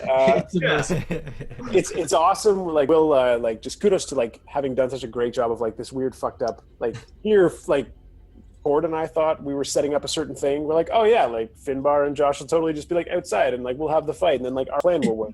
And then they have this whole different experience. It's like, oh fuck. We open the door, we're like, Alex, we have a problem. And then the royal procession comes in and we're like, So everyone who thinks like GMs shouldn't split the party, if you're as good as Will, you can split the party and it'll make it worse when they come back to us. So, don't be worried about splitting the party. So I guess like the 7-second transaction of like Alex trips the slave, spills the wine on Alari, curses Alari by trying to wipe the wine off of him, storms over to the slave and says, I'm going to drown you in a lake, screams lake, a procession walks in, and then he's going to turn like and look right at Algan and just say something about that. And he's not going to string it nicely in this context. Like in other ways, you guys have heard Alex like does a good job of it, kind of seamless, but like this one, he's just so taken aback that he's just like, fuck, there's no wind in my sails. So like that's all he can say. Like there's no way to transition it. It's just like there's a euphemism if because ever he's taken off. He's just totally taken aback by what's happening. So we're left. Algan is still probably straight faced staring at you. Would anyone like a brief update on what my phrase book handout looks like currently? So we have I would love an update on that. We have smells like lavender. dying to hear it. Watch, listen in on. We've got, reminds me at that time of the lake, murder. And then we have no wind in the sails, and then all caps, cancel, abort. that's our phrase book as it stands. If you can think of anything else. No, you know what we should also do? We should have one where if we walk into a room and it should be Admiral Akbar, and that means. I wonder. You're the worst. That Greedo shot first. That Greedo shot first? For Will's sake, we'll talk more about the code book. Yeah. Yeah, there's this really awkward, like you guys are even taken aback by how like Alex usually like does a good job of being seamless, and he just screams, fuck, there's no wind in my sails while he's like holding it. We probably just heard Alex yell fuck, and we never hear Alex swear something. It's that horrible moment where everyone bows in silence to like welcome him into the room, and all we hear is Alex from back just go, fuck, there's no wind in my sails, and everyone is now uncomfortably aware of this person. And you're on top of somebody strangling them? I mean, it was just like, but like after that, like awkward. It's like in the movies when like you're like talking shit to the person beside you, and then the trailer ends abruptly, and you're like, oh fuck! Oh, and you realize you're shouting. Yeah. So loud. That happens, and then Alex just throws his face on the ground. Here's what he's supposed to do. What's Algan doing, by the way? Algan's very confused. He was like, he said that phrase, and then he went to draw his sword, and then he said the other phrase, and then he kind of stopped, and now he's just kind of confused with his head cocked. More confused at that situation than maybe this God King entering and this procession happening. Yeah, Alari, Not much is going on with Algan. It's just like Alari very, looks a lot up of at confusion. Kneel! Like whispering to you. Algan kneels, still a little bit confused, keeping his head up. Everybody's probably has their head bowed, but he's just staring. Yeah. So yeah, this bold fellow who's standing up here, he looks like directly at you, Algan. I just look directly back at him. Oh, what's Kunar? Is it Kunar doing? Kunar. We haven't seen him. Kunar's not in the scene. Whatever, I don't mean I'm not in the room at the moment, but is he just not there? Not in the scene. Oh, okay. Fair enough. Last he was seen, he was off following Garen Stormforged. Shit, I missed that. As a big eye contact, he just like raises a finger and like clicks, and like immediately 10 of these guys are going straight towards Algan to go and just like take him down. Just walk up, 2 of them flank him, one of them goes around and just like jumps and kicks him in the back of the knees. Algan like looks around and then like tries to bow his head, but he still is he keeps his eyes up because 10 men are coming towards him, but he's not looking at this guy in the eyes anymore. Yeah, they like Phil said, they kick you down to your knees. I'm already kneeling. Yeah, he's been kneeling. Head was up though. Everybody else had like their bowed head. Yeah. They like they take you and then they like force your like head up again. So this man can come and look at you and my edgy ponytail. Yeah. Mm-hmm. Yeah, just grab out a ponytail, and Shaloub walks over. And then he's just kind of looking down at you, and you get this very kind of striking. Shaloub is the god, right? Like this guy. No. Shaloub's the lord of this city. He's Lord of Dust. Yep. Got it. One of the God King's extended family. Yeah. And he's looking down at you. You can see he's got a very striking sort of image, but he doesn't have any of the facial hair, which is like common for the those in the satrap to wear. And he looks to Alari, and he kind of just raises a finger to him for him to rise. And then the rest of the kind of slaves in the room kind of rise and like stand up as well. Yeah, the only person who can't rise is Algan. And Shaloub, he says, "Who is this one?" Says to who? He just asks the room, basically. You said everyone else has been able to rise, like slaves have been able to rise, so Alex would be allowed to stand up? Yep. Alex will sort of like immediately bow back down, like face on the ground, knees on the ground, on all fours. And This time not an embarrassment. Yeah. This time trying to do something deliberate. What was the greeting you told me the other day? I got it written down here. God King bless you, Chigaru Shaloub. He is an indentured man of mine, and not from your lands nor my own. He's a stranger to these. Feel free to hold him there as long as you feel you need to. He kind of cooks his head. He nods to the guards who they begin to like take Alban away into a side chamber where previously you saw one of the slaves getting very viciously kind of tortured. Was the side chamber like a closed, like a fairly secure chamber, or? You could really tell. I mean, from what you saw of it, yes, but there could have been a door which you didn't see. So, as far as you can tell, but this palace is pretty sprawling. So in theory, there are probably passages all around. So you're not entirely. He kind of looks around the room. And Alari says, my lord, we are entertaining these guests. You might have seen I heard of the, he's like stumbling over his words. He's clearly very afraid of his broken barons, the ox, his men and peoples are here. And they bring lots of Charkesian wine for us in return for some aid. At this, Alex will like walk over, and because he's poured all of the rest of the Charkesian wine into Alari's glass, but like seeing how scared Alari is, he's gonna have the balls to just like pluck the glass from in front of Alari, and like walk half of the distance over to Chigaru, and then like bow down on his face and like hold up the wine to this guy. Yeah, he takes some and takes a sip. And I think it's at this point that Garen and Kane catch up. Okay, so Garen is going to kind of run the best acting he has here, which isn't great, but also hopefully these people aren't used to seeing the strange amorphous blob of non-social skills as Garen, so they might not pick up that it's bad. And he kind of runs in and stops panting as if he's been running heavily, and goes, in the desert, we were attacked. Bandits. He kind of looks towards Alari. They carved your men up. But I managed to ride away.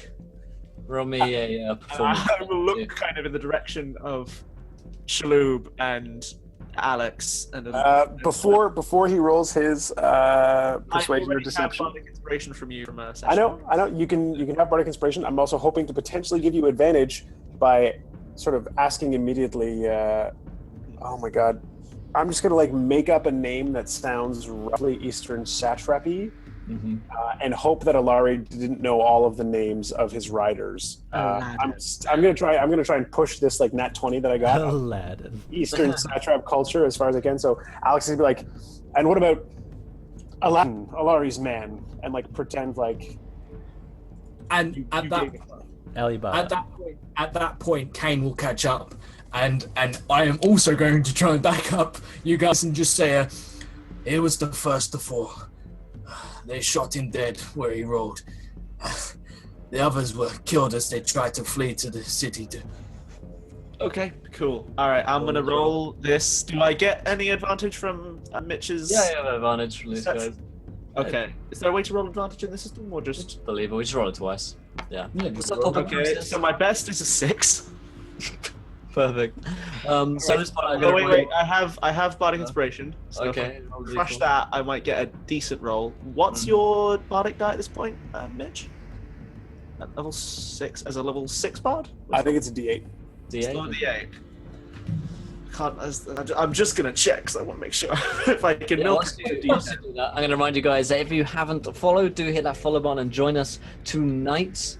We are here 5 nights a week playing D&D, RPGs, whole ton of stuff. On Saturday, we have a 24-hour Dungeons & Dragons stream, as we do every single month. This is going to be our 7th one. You can find a bunch of really cool guests and people around, streamers, podcasters that you might know on the show. And if you haven't retweeted, I believe just like 6 retweets away, 5 or 6 retweets away from us being able to have a viewer decision. So Finbar, Which we could really use. We could really use the help. I so I got a 4 on that. So with my advantage, my overall roll is a 10. I just let me check. I don't think I have any skill modifiers in persuasion, perception. I will check because they would be nice. This could possibly screw us into the ground. Yeah, so it's a 10 overall. So I imagine like the lie isn't especially unconvincing, but like the fact that I just ran in here and just after they've taken a man off to be whipped for insolence, Yeah, run in here and just basically you walk in and everyone other than the guy. Chigaru just holds up a finger again. Oh, good. And Carrying my pen, I'm just like, yes, you have a question? you say that to him. Yeah, well, I mean, I haven't yet the inbuilt disrespect. I'll carry the 10 of like if we're inferring that the part that I'm failing on here is showing respect for the right people in the room, I'll carry it. So yeah, Sure. just gonna go. Yep. Questions? He Kane casually takes a step away from one step. Just Maybe a casual someone standing next to him with like hors d'oeuvres, and he just like casually sidesteps as if he's curious. Steps away, grabs a champagne flute, and goes, "This gon' be good." Yeah, he says, I am not familiar with this particular dog. Which one is he? And Alari says, he is one of the, one of his, and he motions to Alex. And Chigaru turns and kind of raises an eyebrow, looks to you. Alex Do will, again, dogs speak like this? Alex will bow his head again, dropping to the floor, and sort of produce the scroll that we got from Baron Oxenholt as regally as possible, and say, in strange lands such as these, my lord, God King bless you, Chigaru Shaloub. My uncultured men do speak out of turn. I recognize it's not often that I travel through your lands. I attempt to like kind of look at Alex and do the most awkward bow that you've probably ever seen in your life, trying to like emulate his. Alex will gesture to the slave that he was feigning to be about to strangle to death. Having already like ordered a couple of Alari's slaves around before during the banquet, hoping that like, he can sort of get away with that. He'll gesture to that slave and say, take this one with, put him in the same chamber as the other, and sort of hope that, so he'll say to the slave, like, take him and put him in the same chamber as the other, sort of intimating Algin, so that hopefully Algin and Garen can be in the same room together, and hopefully that will help produce something, and then he'll, again, bow to the God King. Bow to the God King. I know, we're so fucked. Let's push the north ends of the magnet together. He'll bow to Chigaru Shaloub and say again, their punishment will be neither light nor brief. Your men can stay their hand. I wouldn't dirty yours. with what needs to be done to my servants. Yeah, he nods and says, "We'll find you new dogs. Now, tell me, why are you here?" And he's looking at this scroll and. Yeah. As I said to our gracious host, Mr. Alari here, we are only passing through the broken kingdoms to the northwest, as I'm sure you know by your omniscient spies and networks and your own sort of broadened intelligence yourself. You know that the broken kingdoms are more than broken now. They struggle, they quabble with one another.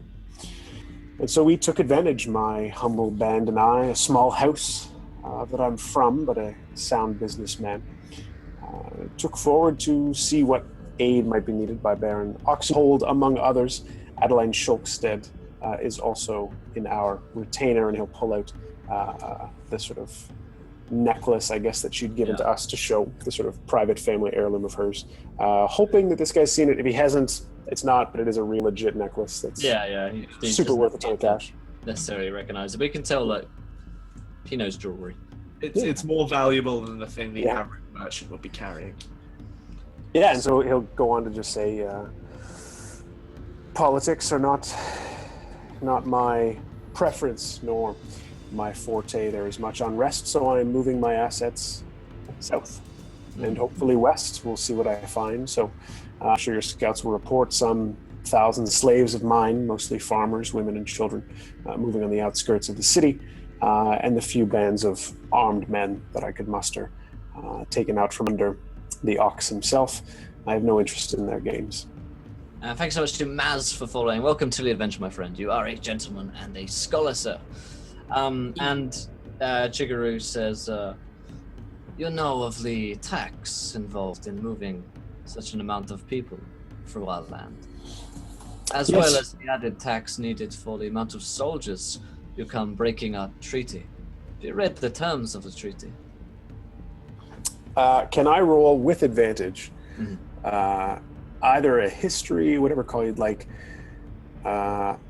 on actually having read the terms, and hopefully having read the terms of the treaty with like the legal eye that a lawyer would have, and to know something that I can use here that he wouldn't. Like the general terms of the treaty, people know X, Y, Z, there's tax. But like I want to put pressure on, like, oh, of course I've read the terms of the treaty, and in sub 36(2)(b)(1), of course, in circumstances of X, Y, Z, we can pass through with an exemption from certain things. Whatever. You're using like an exemption clause for the traffic of cabbages. Yeah, limitation of liability or something. Yeah, applying it to like, oh yeah, well, you know, that talked about heads of cabbage, technically just said heads, and we have that many heads, so it's cool.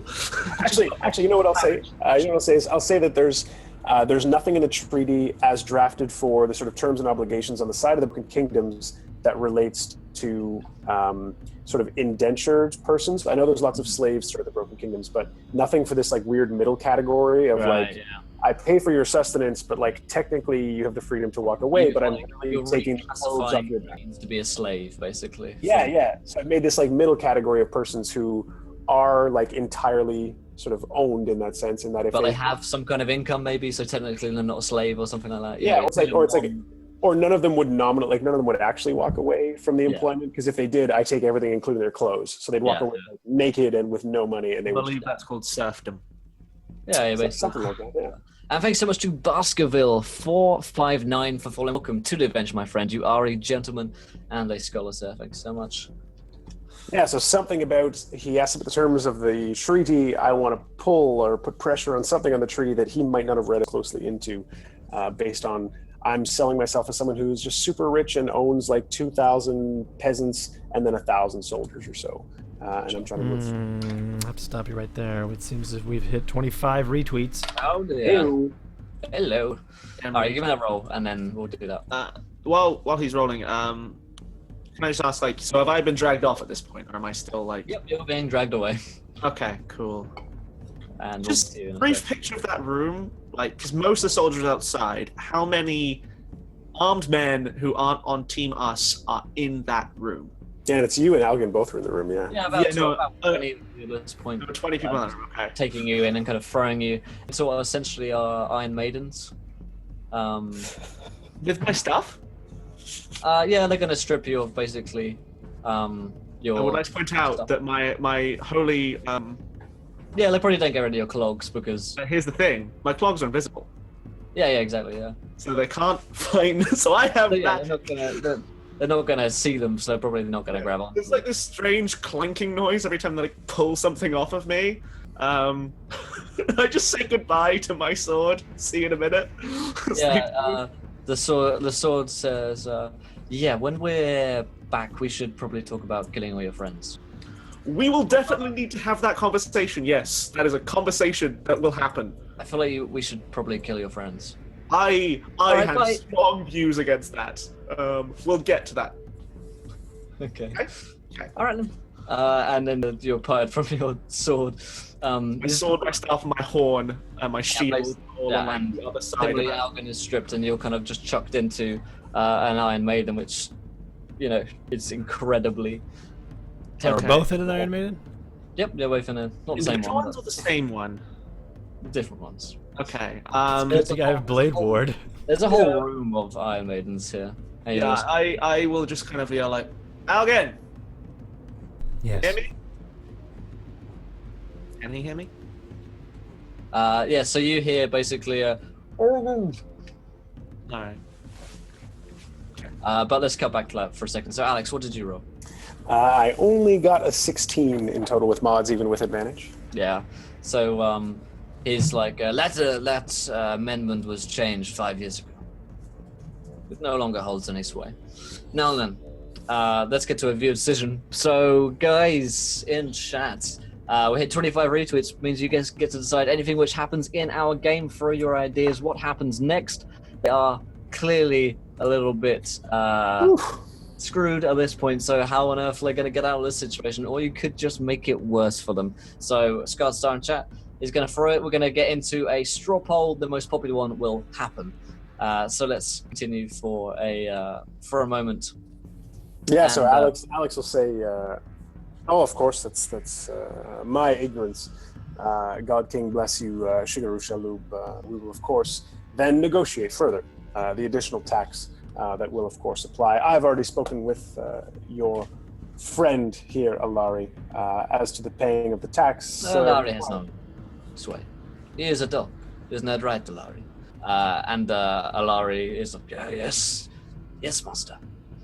Can Alex make a really devilish grin and very slowly No, he can't.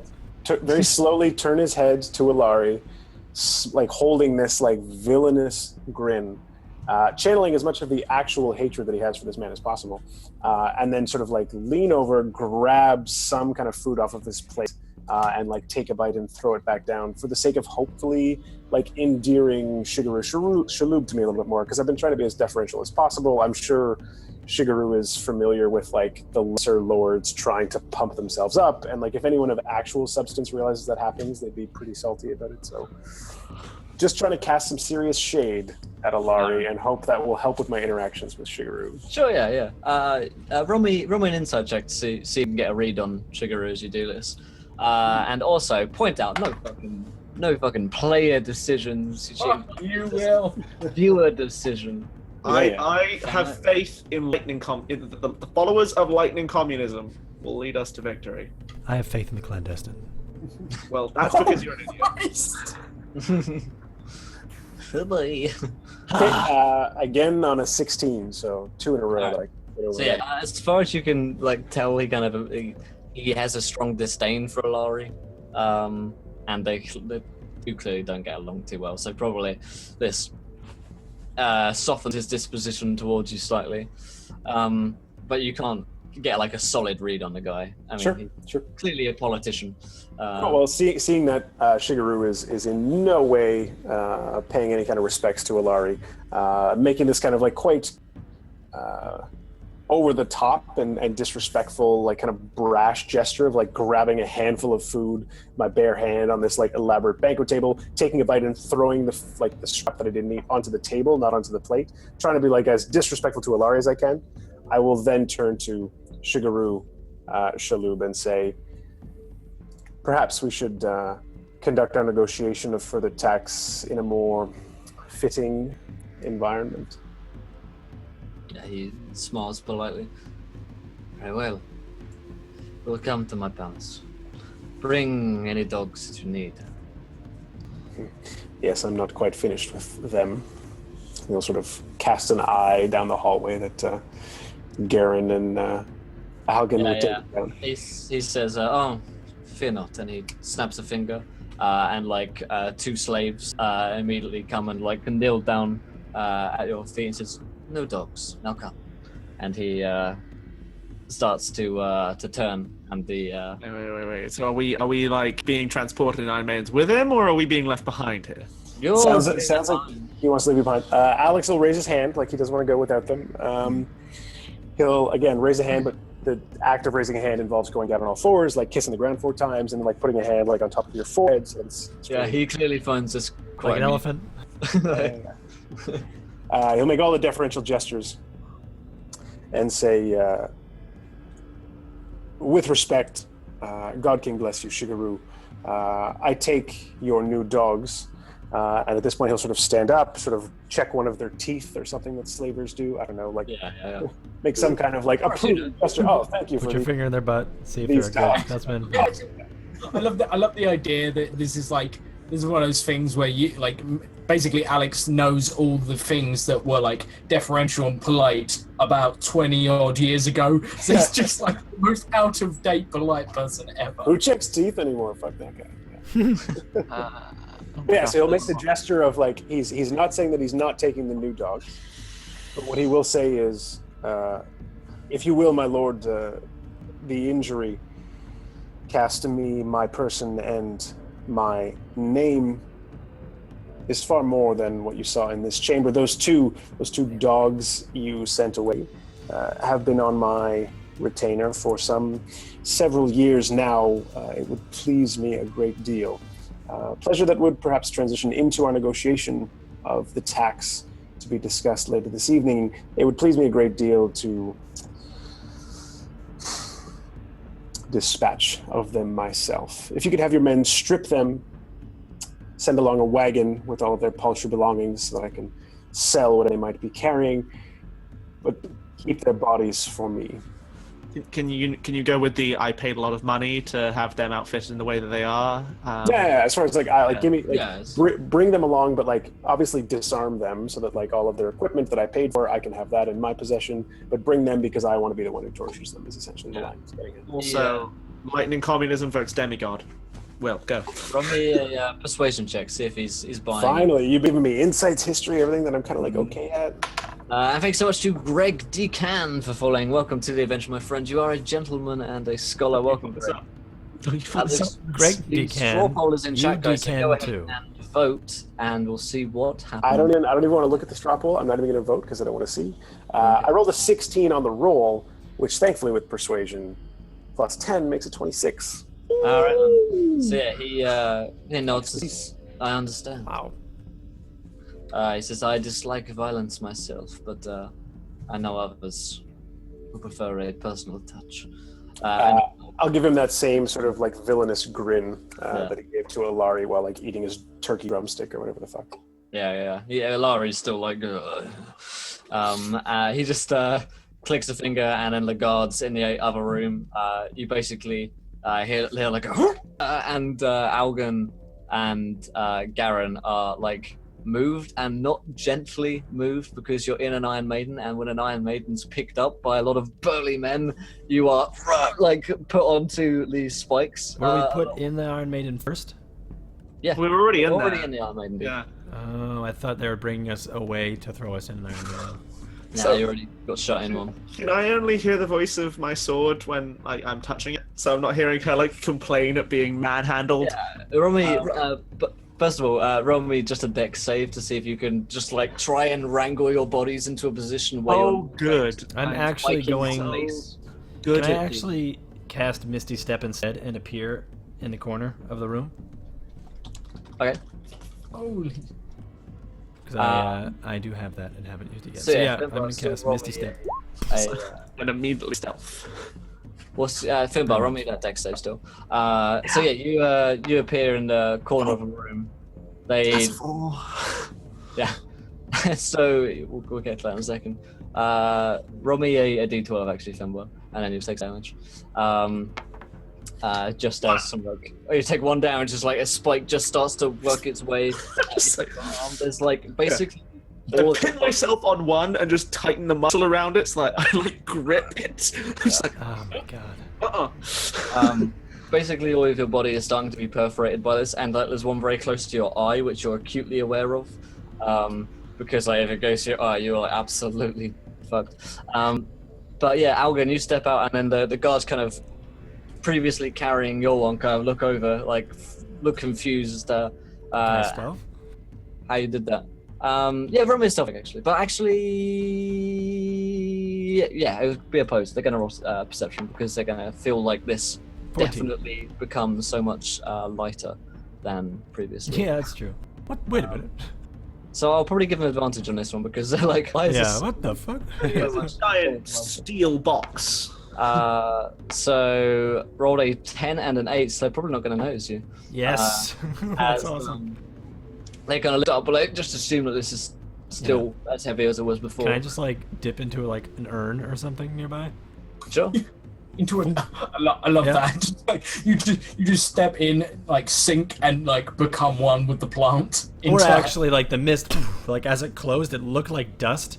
And then, like for those of you who are paying attention, which is Awesome. no one in the room, it like the dust like kind of forms and coalesces, a million little particles, like kind of like Charlie and the Chocolate Factory, and kind of dust like kind of looms above and then collects around the top of an urn in the corner, kind of behind the God King or behind It's not a good king. I know Shadoob Shoob and Shaloub de Bloop, Shoop de Hoop, and then like maybe the urn top rattles a bit, and then like the inside there he recoalesces.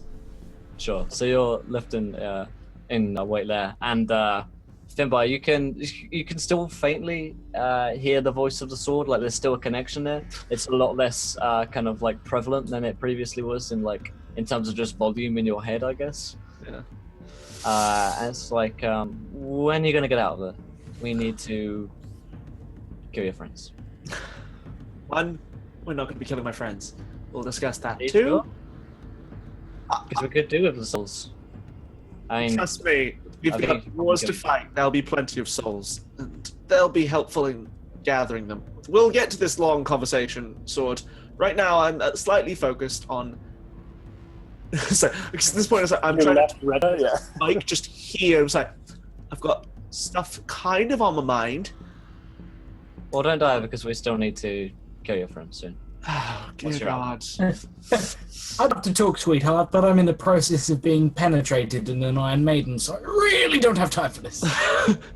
Do you have a name, Sword? No.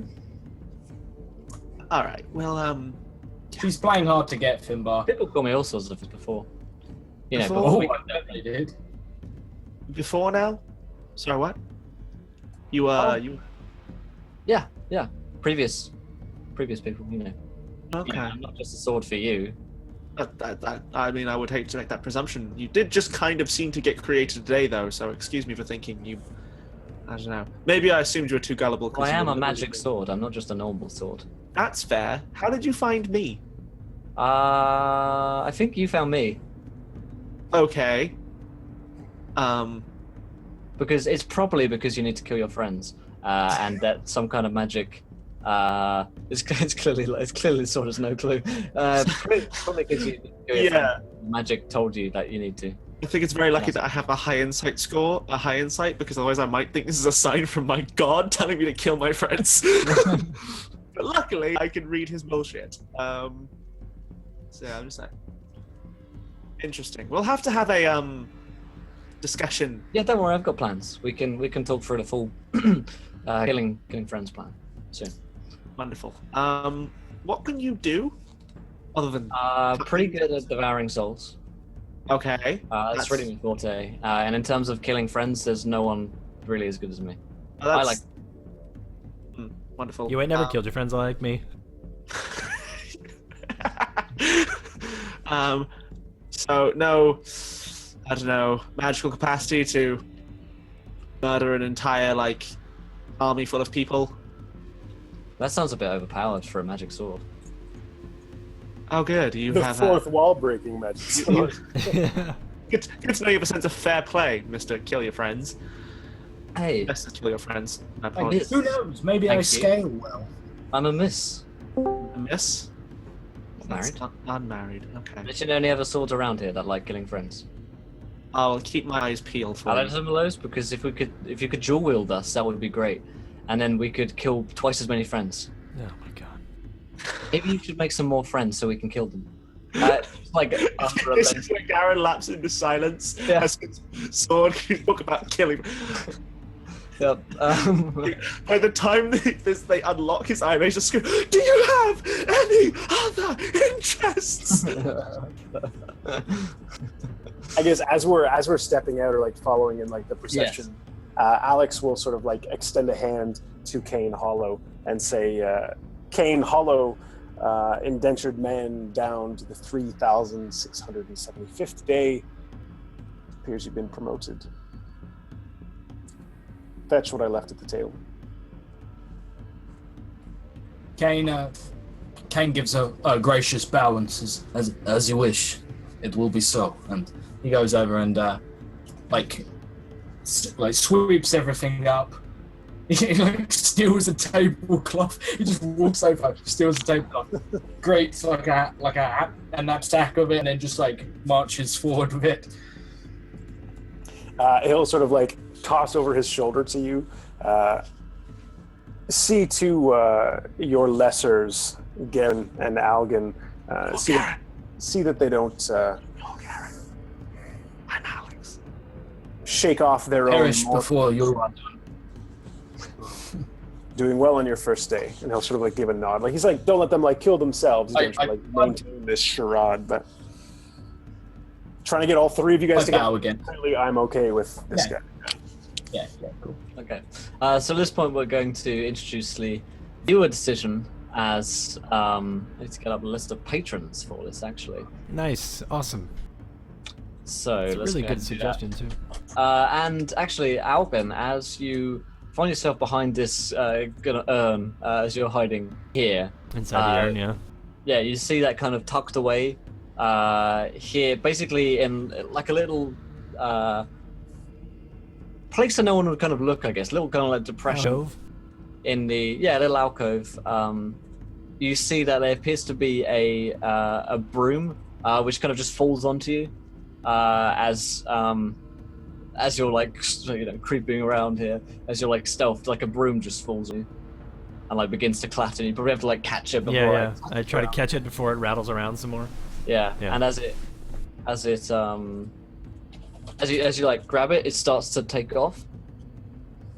It starts to defy gravity and start to kind of lift off, and you have to like hold it down because it's pushing it.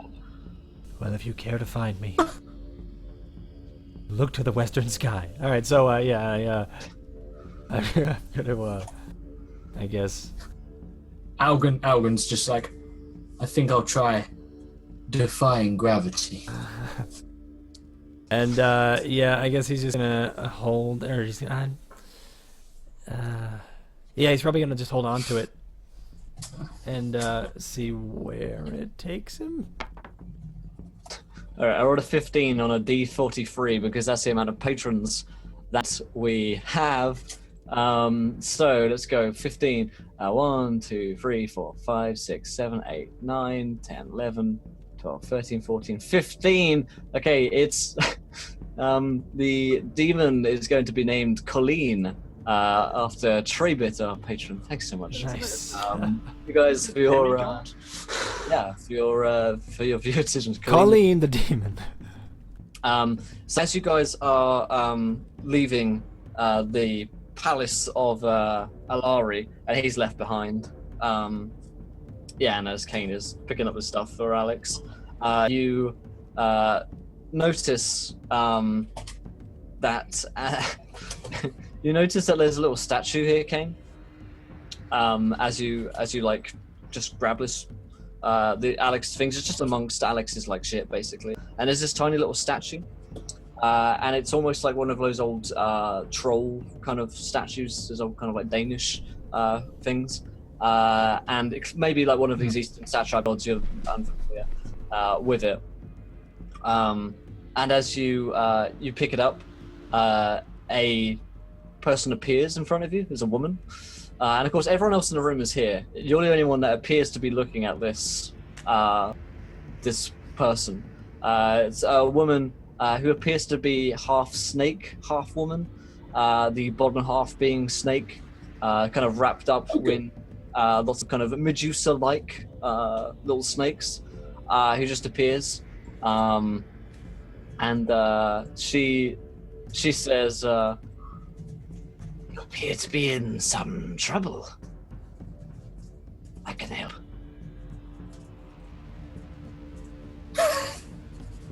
Kane tries not to open it.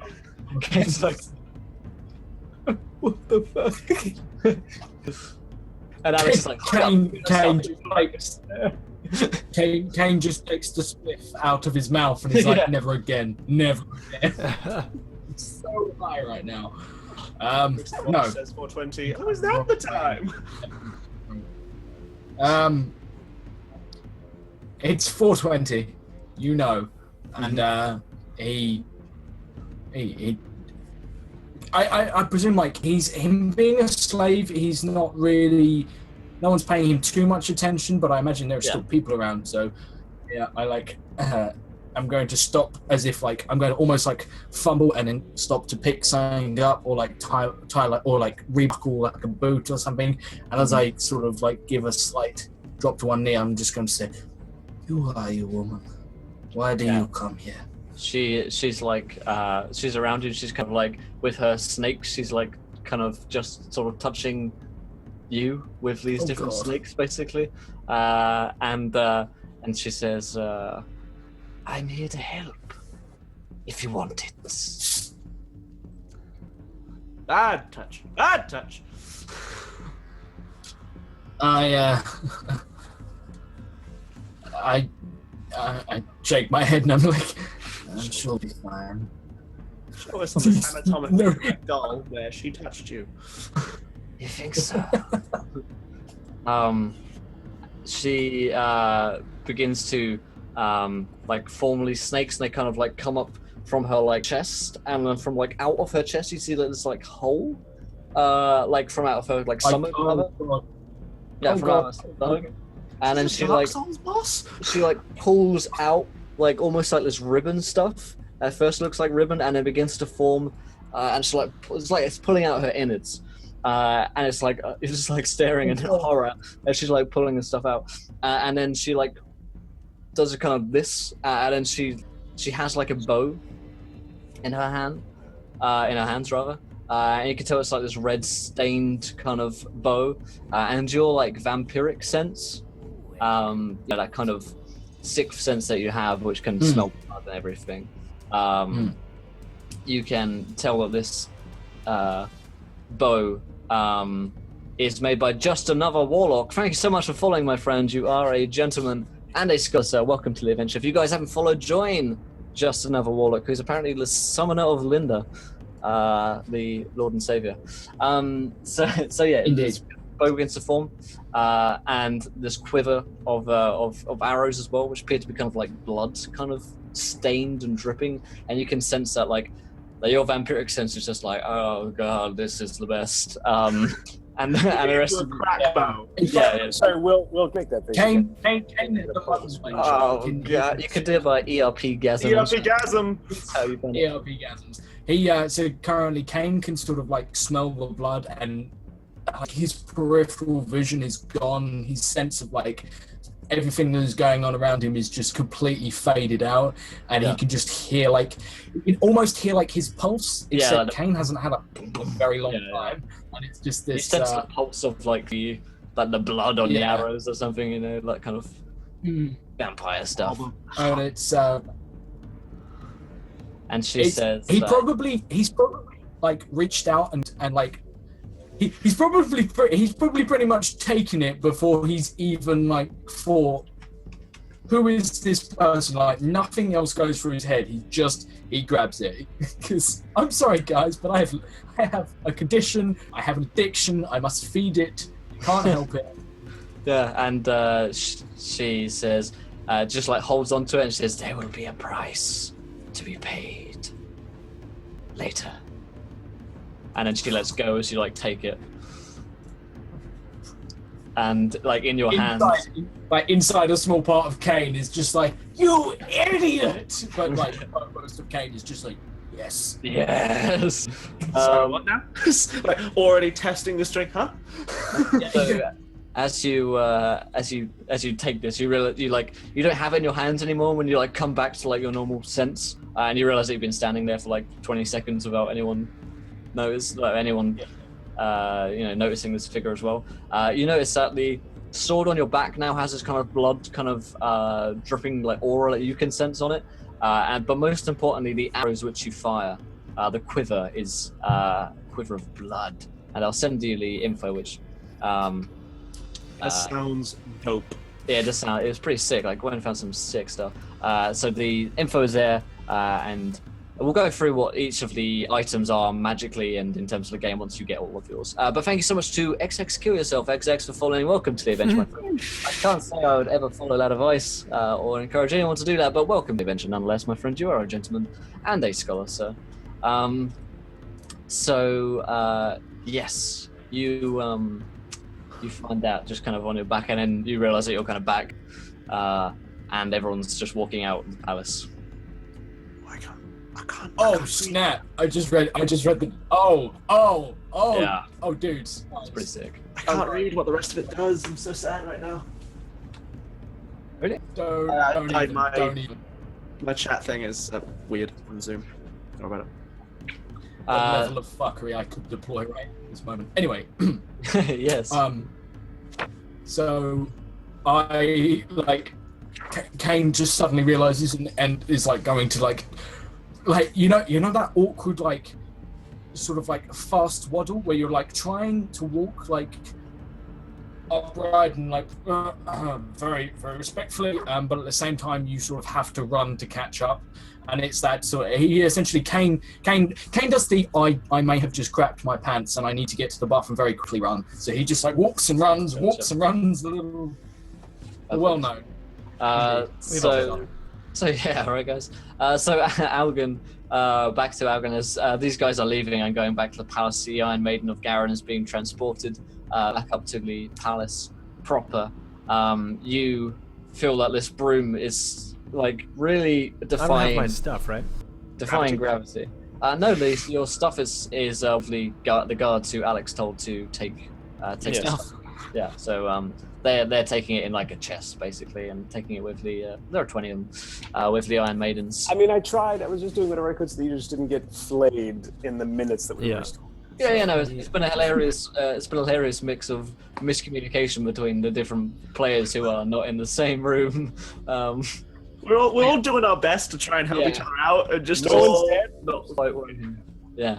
And this broom started to take off, and as they kind of go out the room, you realize that it gets stronger and stronger, like this pull on you. It wants to be somewhere, almost as if it is sentient. But it doesn't like say anything. It doesn't have any kind of consciousness that you can real magical senses.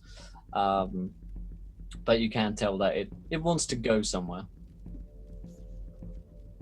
Okay. I want to fly it if I can, if I know how to. Do you want to do like an animal handling or something? Trying to ride this thing. 156 for DMG, which we need to look out for this. Ah. So look it up for me real quick. Whilst we 156, you said? 156 of the DMG. Gwen's been helpful enough to provide us all with page references and stuff for this, which has been super helpful. But yeah, we'll come back to you in just a second. As we come outside of the palace of Alari, and he's kind of left just whimpering back there and still trying to get some wine off him. You guys come out, and Garen's he's also cursed like to his dexterity, but I'll just drop that shit because it's concentration. So his gout will subside as we leave. He's taps it back to life. As you come out, Kane and Alex roll me perception checks. As you come out into the harsh daylight of the Eastern Satrap, which is nice and howled. 14 even with all things in for me. Oh dear. Okay. The thing's in. All in, boys. Kane blinks back, some almost like tears. Yeah. Steps out from there. But it's Welcome actually to Tiger Legale's in the top 10 club of most watched encounter viewers. Welcome. Damn. Good tiger. 21. 21. So yeah, I'm going to say on a 21, you can it's really painful, but the bow is helping. You know, the bow which you have helps your vision and perceptive skills. And in fact, because you're an old sort of vampire and you also have some half of lineage, it's basically the Legolas "What do you elf see" kind of moment. Because Their armor is weak where it isn't. Oh, yeah. Yes, the sun is red, blood red. Yes, Legolas. But yeah, you see, basically, because you're up on the rise at the top where these palaces are, you can see out all the lands around you, and basically it's just dunes and desert, and so you know where the people of Oxenhold are, where the caravan are. You can pretty make out the kind of large blob of them on the horizon, where they're staying in the guards. Because I seem to remember you kept them away from the city so as not to seem like you were invading, and so they're off kind of in a secret skirting the mountains. Yeah, skirting the mountains, and there's they're probably setting up tents because it's been a while, and you see that amongst this large kind of pack, there is another pack of moving much faster on the horizon. Not a huge group that's cleaning up thousands of these people, but there's a group of individuals. You're not sure exactly what they are or who they are, but there's something moving on the horizon towards them fairly swiftly. And it's probably the sort of thing where you just look out and it just catches the corner of your eye. And you look again and you can't see because you're not close enough. And the sun is just... but there's something... A group of something... You say just Josh sees this? 14 just was Kane, yeah. Yeah, you're not... So I essentially as... How large did you say it was? Sorry, it was how many people? You couldn't tell. Much smaller than the 2,000 huge blob and tents and stuff. Yeah. Okay. But clearly not just 5. Cool. And are they further north? Are they essentially seem to be following us down, or? They appear to be moving straight towards the group of refugees and soldiers. Oh wait. Cool. In which case, look. Oh shit! I don't really know. I say, Master Garen, I wanted to quickly check with you some of your possessions. I was worried I might have left something behind, and I will give you the "come hither" eyes. You know what those eyes are, Mitch. We've practiced this. The "come hither" eyes. Is that in the code phrase book? It's in the phrase book. It's the I want the D eyes. Those are the eyes.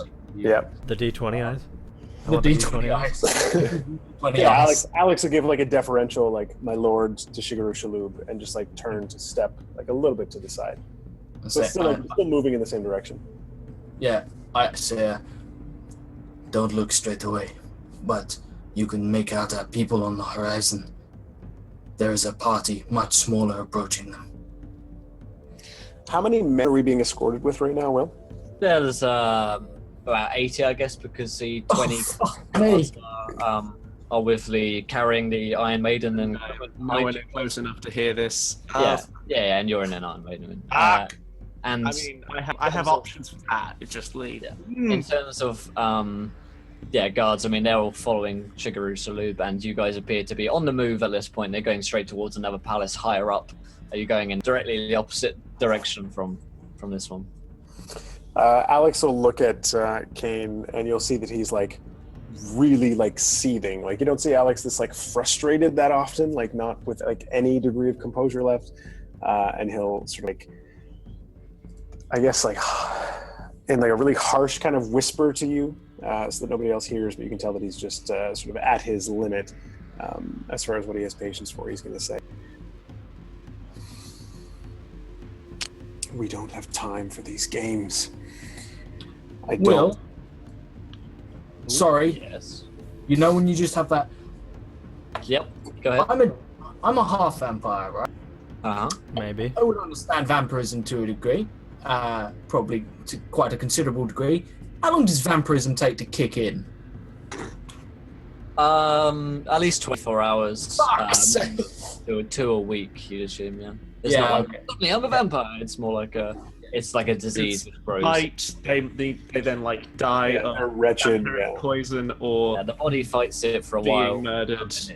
Basically, the attacking cells just destroy whichever defending cells. Doug, Okay. it's science. Jeez. Okay. And there's the ritual they have to dig themselves out of their own grave thing. Yeah. Simple. Yeah, cool.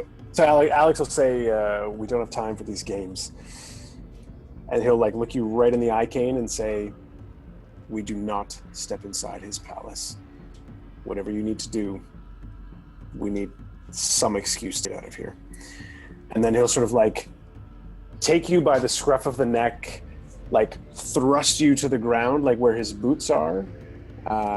And like as if he's like getting you to like lick his boots or something, like really aggressively. Like, we'll say potentially like bangs your nose or something like that, and he'll sort of shout at you to say, "I told you to be watching the other two. I don't want to see you again until we arrive." And he'll sort of like throw you in the direction of Garen. And the empty. We shall iron not that I don't outlive know- our boots. That I don't know is empty, but Yeah, we have Garen no and idea. empty. And I'm basically just saying like go with them, but like before he did that, he's like, I need you to figure out a distraction because like I'm caught at a standstill with this guy. I need help in order for us to get the fuck out of here. I love the idea that you point back the way and you point to the Iron Maidens, and then we look up and we just notice that just above There's is a room. Alan just on a broom and when no one's noticed him yet, and he's like, guys, help. And we're like, what Guys, the fuck? guys. Basically, yeah. What you guys you put Like, a- clutching it, just like and like zooming out of the palace, you see Algan on the broom, which appears to be flying through the sky at this point. It appears to be going where it wants to go. You don't seem to have any control over where this thing wants to be. Sweet. Yeah, so Alex is like he's giving Kane like saying, we need a distraction because we're not going to win a fight. So we need something just to buy us enough time to get out of here. Go hang out with Garen. Between the three of you, figure something out. I'm doing everything I can to just keep this guy from killing all three of you. And then I guess I'll like start a conversation with Chigaru Shaloub about, where's the best place to buy slaves in Dust? Because I'm getting tired of dealing with these foreigners, however skilled they may be, blah, blah, blah, blah. Like I need some fresh stock or something. Yeah, he starts listing off some vendors that you can go and. That was a Nimbus, guys. I was feeling fucking I hate Harry Potter. it's fine. Garen will do what Garen does and save the day. About fucking time. Alright then. Well, because we're You at say the that. parade between. So, definably, the crucial question is here: we're outside, right? Yeah, you guys are outside. Wonderful. What's the weather like? You have no idea. When I bust out, so I don't have to ask it then and disrupt something cool. What's the Suck weather? a dick, I'm the GM. It's as far as I mean, when you came in before, as far as you can tell, it's just very baking hot. It's very- cloudy, but it could Typical anything desert could happen. weather. No strange weather fluctuations from our weirdness going on at the moment. Last like 10 minutes ago, there wasn't. Okay, and I sound like I'm in here and I'm like, I wonder what all these hailstone-esque noises are outside of this cage. Cool. Right. Okay. All right. Fuck it. I've had enough. So yeah, Alex is giving you the instructions, Kane, to Yeah. figure out a plan to cause a distraction because we want to be outside of the city walls before we even get to this douchebag's palace because like what you just described to me on the horizon is a problem and we got to go deal with that. Yeah, cool. I've been planning this for a while before we, before like not be like, oh, I'm distracting because I want to because of blah blah blah. But this is what I've been planning since before. I'm not trying to just the metagame is what I'm trying to dodge here. But I do want to cast while if I'm flying by, am I flying by the this procession with the They're Iron flying Maiden. over them, yeah. Yeah, all right. As that happens, I do want to like try my best to clutch and also cast Silent Image, and I want it to be the corpse of guy Ilari right in front of them, like a bloody heap. Alari isn't with them. Alari's Damn. back. Is there anybody else that I would know? I would pull another name out, but it's not filled out on the NPC handout. Hold on, sorry, are you? Yeah, no, I didn't do the NPC thing. So you're trying to conjure the image of a corpse, like a magical illusion? Yeah, of someone. I would do the God King, but we haven't met him.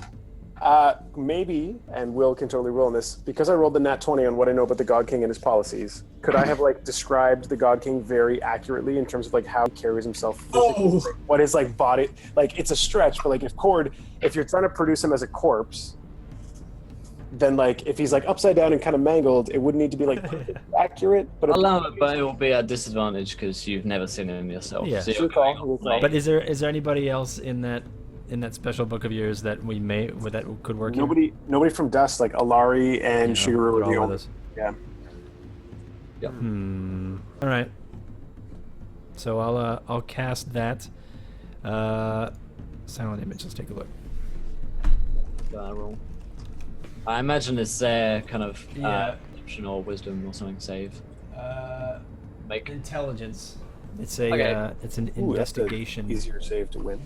yeah. They're gonna have advantage on this rather than you having disadvantage because Yeah. so a 19 and a 14. Does a 19 beat your thingy? Let's take a look. Do you have it's bardic not- inspiration from anything? I don't remember. It doesn't say I do. I don't think so. I don't remember it. 3, I think I'm out for the day anyway. 17. Yeah, you wouldn't be able to reach me for that anyway. So it's 3 plus. So yeah, it'd be 14. Yeah. So basically, they see a conjured image of a dead guy. What did they roll?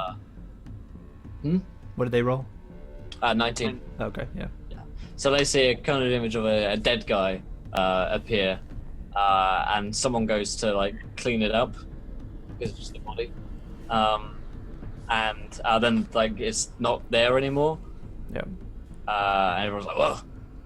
And then they probably look up and they see Algon like flying by on a broom, buzzing out of the city, at 100 miles an hour. Shit, I don't have anything else. So you kind of and then Would you're like, Algan see like the other body moving in the desert? yeah, Algon is going straight towards that body of people at this point. Save my people, Algan. Okay. Okay. I'm Just so I know for what may be playing out here, I will have like, because I have thaumaturgy which can open unlocked things as a cantrip.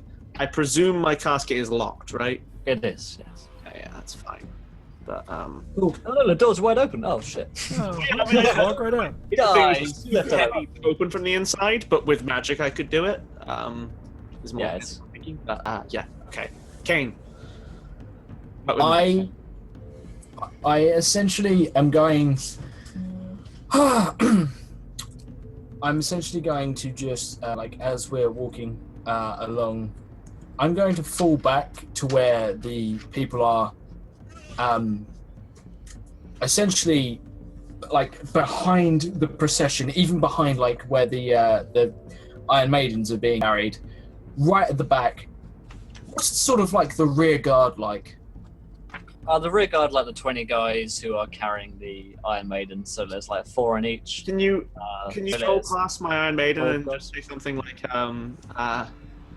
this looks awfully like that time at the lake, friend, or something Don't like worry. that. Don't worry. Okay. Don't worry. So as I walk past, as I like walk past, like so, like I walk between the two Iron Maidens, Mhm. and I'll just be like, I've got like almost like a single stream of blood running from my nose where like Mitch slammed my face into the floor. I probably like had to crack my own nose to do it, being a bit of a tough nut, but I wipe the single stream of blood away and like mutter, almost under my breath, but a little louder than you'd expect. Just say,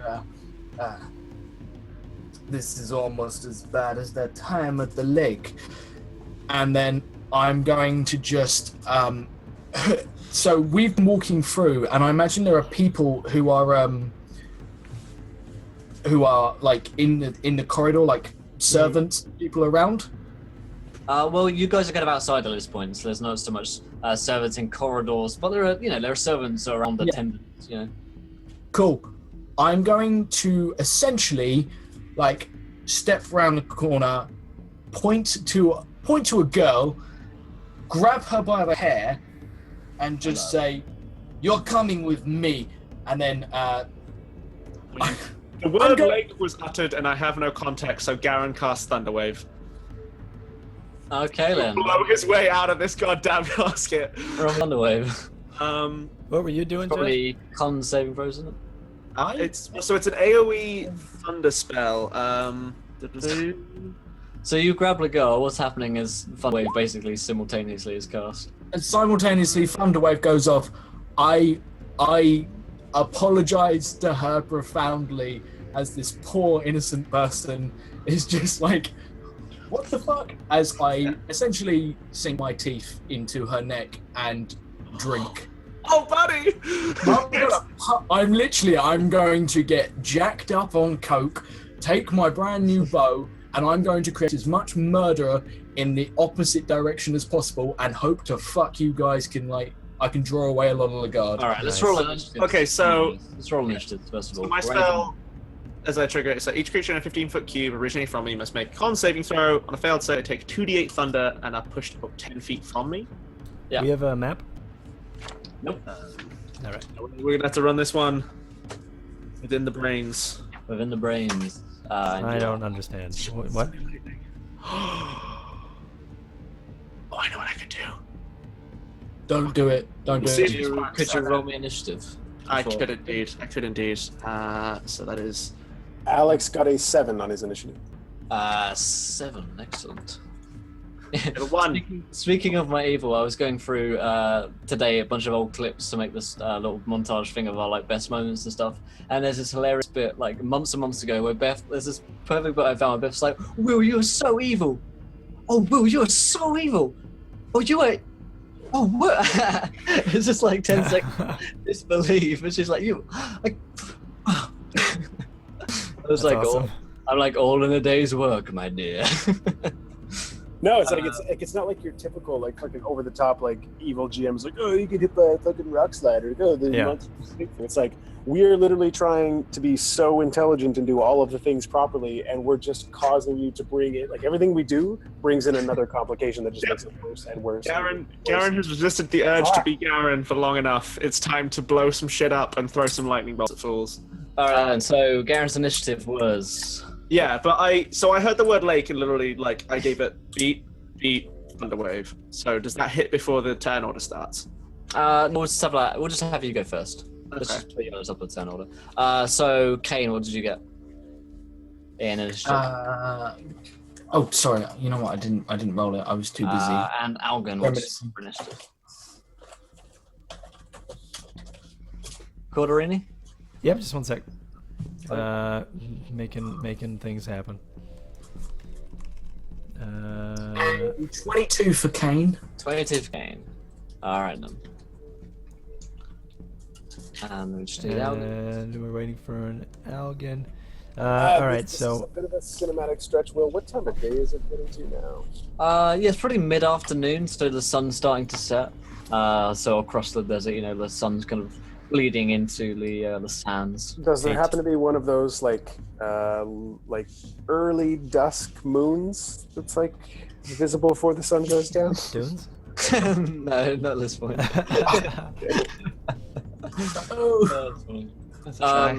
Or if there is, it's just like a semi, a crescent. It's only a semi.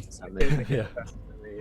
Alright then, so turn order is going to be Garen's going first to Thunderwave, and then Kane, Algan, Alex, and then these guys roll pretty badly, and the guards and soldiers are going last. So let's hop around. Garen, I believe it's Constitution saving throw that you were talking to me about. Yeah, well, I am trying to just fucking break the shit out of this Iron Maiden. Yeah. And like, I mean, anything that fails, I don't know whether inanimate objects get to make saves against thunder. Yeah, they probably do actually. I'm pretty sure like doors do and stuff. But let's just say, for the sake of arguing, you just blow open this door on your turn. I just explode it. Yeah. And I am like, I think the plan is kind of explode outwards, spin. Can I see Lord Shiradouche from here? Whatever his name. Chigaru Shaloub. Yeah, he's at the Chigaru. top of the column. I mean, he says Chigaru, we say Shigaru because we're not from here. Yeah. And like whirling, can I see my things? Sure, they're in a chest nearby, carried by the guards. That are like, oh god, as you burst out of this. In which case, then, like, because that's kind of like my readied thing. I'm gonna try and pull. I spin to one of the guards. I guess I know where they are because I've been listening to the sword talk in head. I spin, point at one of the guards. I'd like to cast command. All right, and I command us all to welcome Puppy Brain to the adventure. Welcome back, friend. Puppy Brain. You are a gentleman and a scholar, a gentle puppy.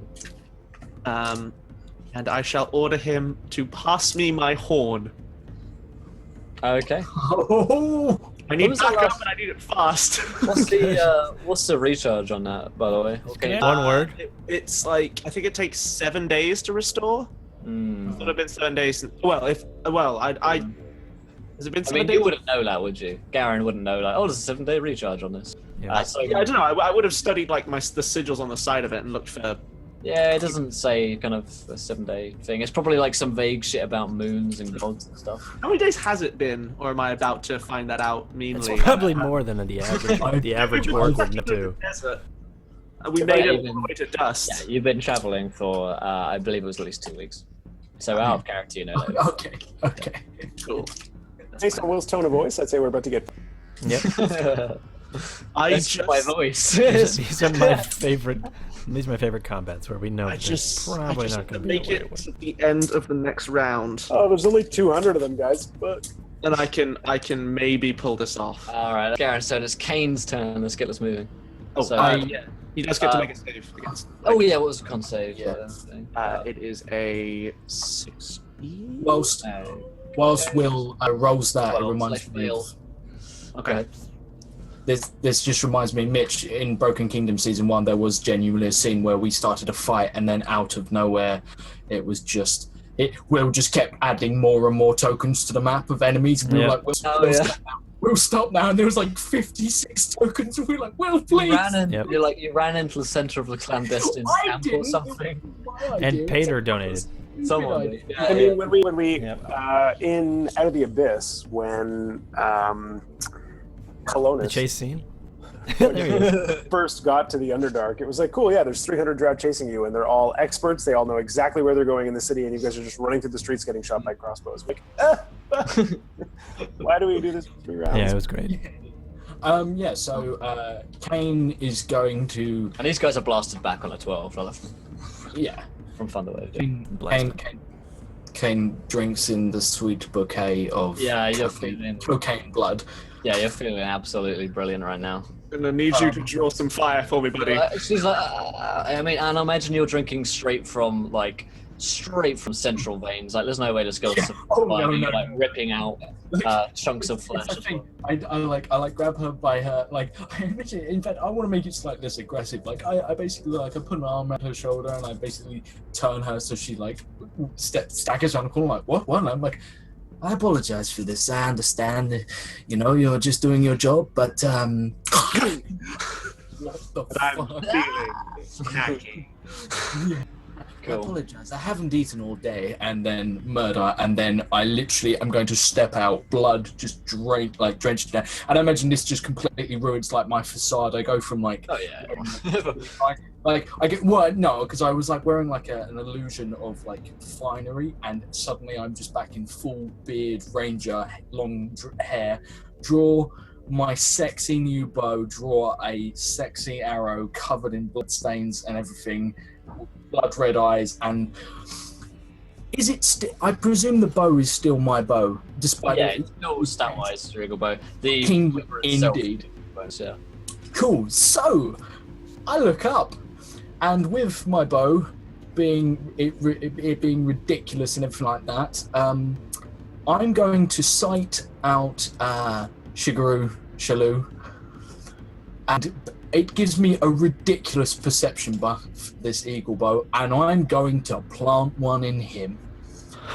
Because this bow does some nasty shit. Thank you very much, man. This could screw us so hard. How many men are there? At least 100. Good. Like 20 of them or so are in the rear guard, like carrying these things. At this point in the turn order, they haven't like become aware of exactly what's going on. It's basically like screams, thunder wave, and then they're kind of like turning in shock and being pushed back by. Well, because like my thunder wave didn't hit anyone, but what it did do is like thunderous ringing noises coming off of like shattering metal. It's horrifically deafening. Yeah. Cool. So go ahead. I have noticed I also have my inspiration left over from last episode, and I'm damn well going to use it now. The time. It is the time. Yes, and if you guys we haven't read out chat the description of this, but basically the item can turn people who are shot with the quiver of blood to contracting vampirism. It does two things. It charms them at XP overrated Charm is the more donated. useful part here. XP overrated donated £3. Josh's next attack is. Did you roll it? No roll has happened. Is a 1. Hey. And that's one. Did he just give me that one? Why? Yep, he just gave you a nat 1. Thank you, XP. Thanks, buddy, for playing along. Woo! Get rigged. Look at his face. So, Keep me alive. Well, I'm using we my could be inspiration. Oh my god, you we hit could Garen. be really evil here. Scarred Star donated £1, 1 pence. Advantage for my favorite Canadian winky face. Oh, the donation train happens. Thank you so much. Thank you so much, Gareth. Oh my god. Oh my god. Does he not get something here? Oh my god, that's awesome. So, like, the truly evil thing to do would be like, okay, guys, roll me a d4, and then like, That's awesome. but what we're gonna say is, as Wouldn't that kill me? Wouldn't that shot kill me? Because I'm a fucking lycanthrope. I don't know. Yeah, Have you seen Underworld? Come on. Something would happen. yeah. So as you, Something fucking terrible would happen. yeah, as you like, you pull out and you like draw it to go and fire it. You realize that the You're high on crack. you're high as well. I mean, like your senses, like, oh my god, colors.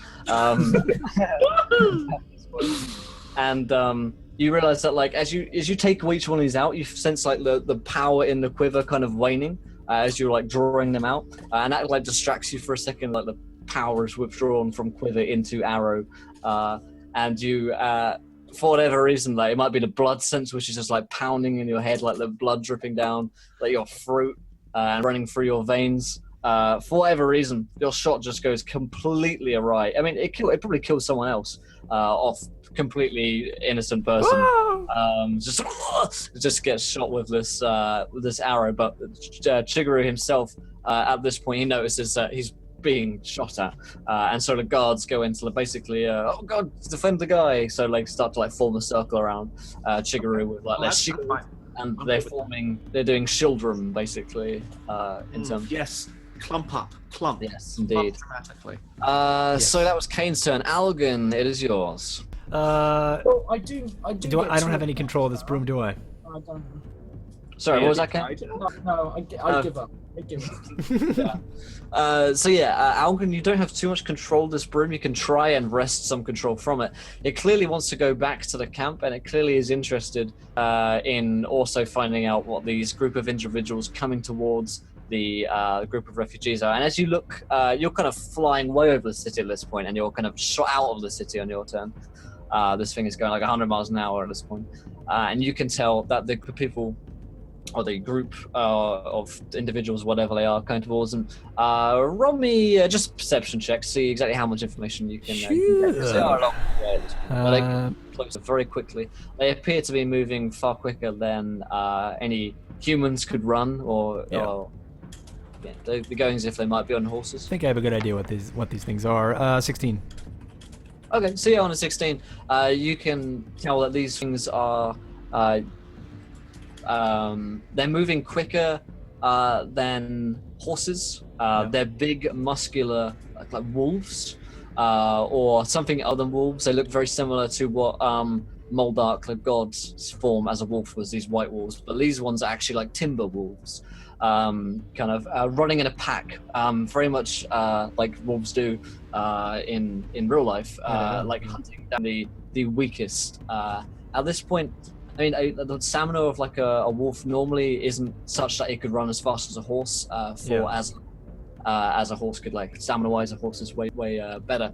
But these creatures seem to be enhanced in some way because they appear to have been running across this desert at like full tilt, clearly for some time at this point. And you can see on the backs of them, there are these big, thick, heavy-set orcs. The previous ones that you saw before, they're basically naked. They're like savage looking guys, and they have like these black marks on their faces similar to the ones, well, almost exactly the ones like from the army before of the orcs. And on these timber wolves as well, you notice that on their faces they similarly have these like runic black markings that show them to be servants of the Raven King Moldark, and they're heading straight towards the camp of refugees and soldiers. The soldiers are clearly like some of the guards or some of the rangers have clearly noticed that there's this group coming, and the army is starting to form up. XP is overrated. Just donated 10 pounds. Magic item roll to cheer Josh up. I have scored. Thank you Thanks so much, Let me XP. give us Thank with you, one XP. hand, take it with the other. Yes, indeed. We'll get to that in a second on Kane's turn. Don't let me forget. This is Algin's turn. So yeah, that's what you see. What are you doing, Algin? So I'm heading towards. My people. So I'm heading towards these wolves and orcs. Yep, and also the refugees. Yeah. Okay. I don't know what I'd be able to do. So yeah, when I get there, I'm gonna try to just tell them all to get on their horses if they can and ride as fast as they can towards. Oh shit! Hold on. Or we could press on. I mean, so we've got a battle of these 200 men happening with this procession with the Iron Maiden, and off in the distance, 100 men. I mean, it can be 200 if you want. No, 100 men, and then we're also being attacked, or the camp is being pursued by this army. Correct. So like we're I trying have no to idea what to do, guys. Help me out. like we're trying to get to the city so that we can go help them, but we're stuck with these 200. So it's like either you or this 100. 100. you can either help us as a group to be able to like get out of the city faster to go help the refugees, or you can just like directly go and help the refugees. Either Yeah. way, like, Well, Algin how has many no orcs ties were to that, the sorry? people of this world. That's not true. 50 or so, maybe 70. Oh, right. Okay. So yeah, that's bad. That's real bad. I mean, you have but, 2,000 soldiers. yeah, there's also like 2,000 warriors. We just don't want to lose many warriors. So like, Yeah, they need a leader. And at the same time, they're not ready for the fight. They're not like rode up and ready for the fight. They're like, oh, scrambling shit. There's guys coming at 100 miles an hour towards us. Not just regular shit, scrambling shit. Scrambling shit. Yeah. The Scrambling shit. worst kind of shit, scrambled shit. It's like they were really trying to make poached shit, and then they just they screwed it up, so they went for scrambled shit. stop. Gross. I haven't slept in so long. I'm just not making. I any wanted sense. it to be like over easy running shit, but then I just fucking. So, Algin. Yeah. So I want to turn back and fight at the procession. 50 people mean nothing to Algin, because he knows that the only way that he can save the realm is if by saving those 3 others. That's why he's stuck with them so far. We're gonna have Utilitarian. I like it. We're gonna have words after Hey, this, look, Algan. Wait, no, we're not. We're not having words at all. just did We not- are going to have several spells. Yep, let's just get on with it. And so Enough talking. yeah, bad things gonna happen, aren't they?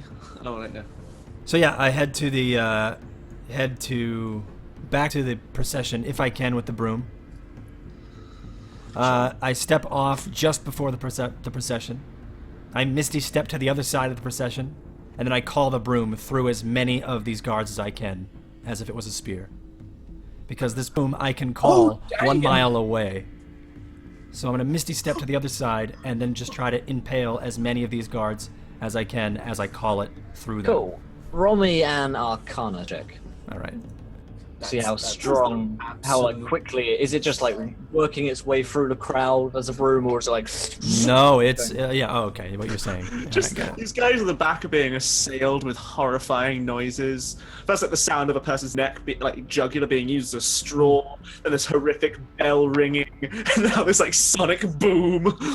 That's an So, yeah, 18. On an 18, you basically see the broom just like and like begin to like run through a bunch of guards. Skewer a couple. Yeah, it gets like stuck in a couple of people at one point. Like Yeah. they're just run. You know, in Pirates of the Caribbean style, they like Yeah. run through with this thing. It's like dragging them. Yeah, it like begins to drag them along, which takes it slower. It's not like killing 20 people going through here, but it's clearly like causing a lot of disruptions. People are like, what the hell is this? And they don't want Yeah. to attack it, but they're going to kill their friends. Cool, Alex. And then I'm gonna take their shield and start donning their armor. Okay. As like I dragged a body that was like skewered, catch it, and then I just like take the helmet off, put it on myself, and I start dressing.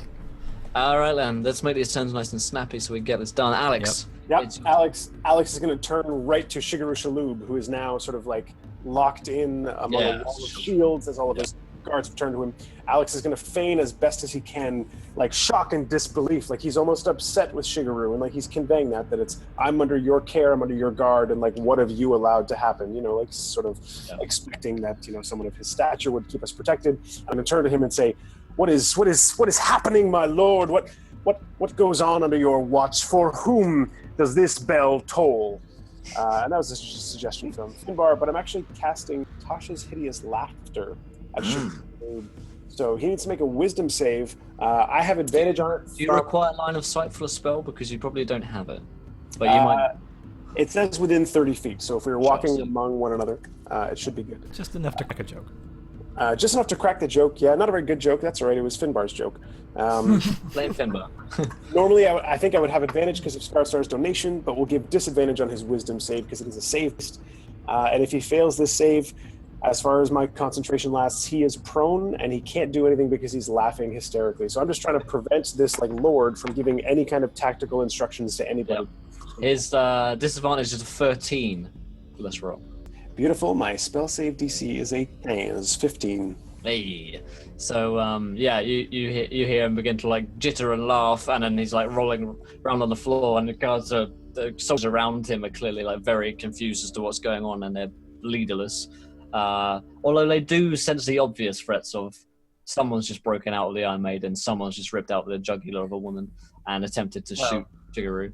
Yeah, I just didn't want anyone with any kind of intelligence or any connection to anyone else who's potentially important in the city to be operating during this fight. So I'm going to hold that concentration. As my move action, Alex is going to see that he falls down and sort of say in kind of a pompous way as best he can in front of these guards, "What is the madness in the city?" And he's just going to run into the nearest alley in the straightest beeline he can make towards where he knows the refugees are going to be.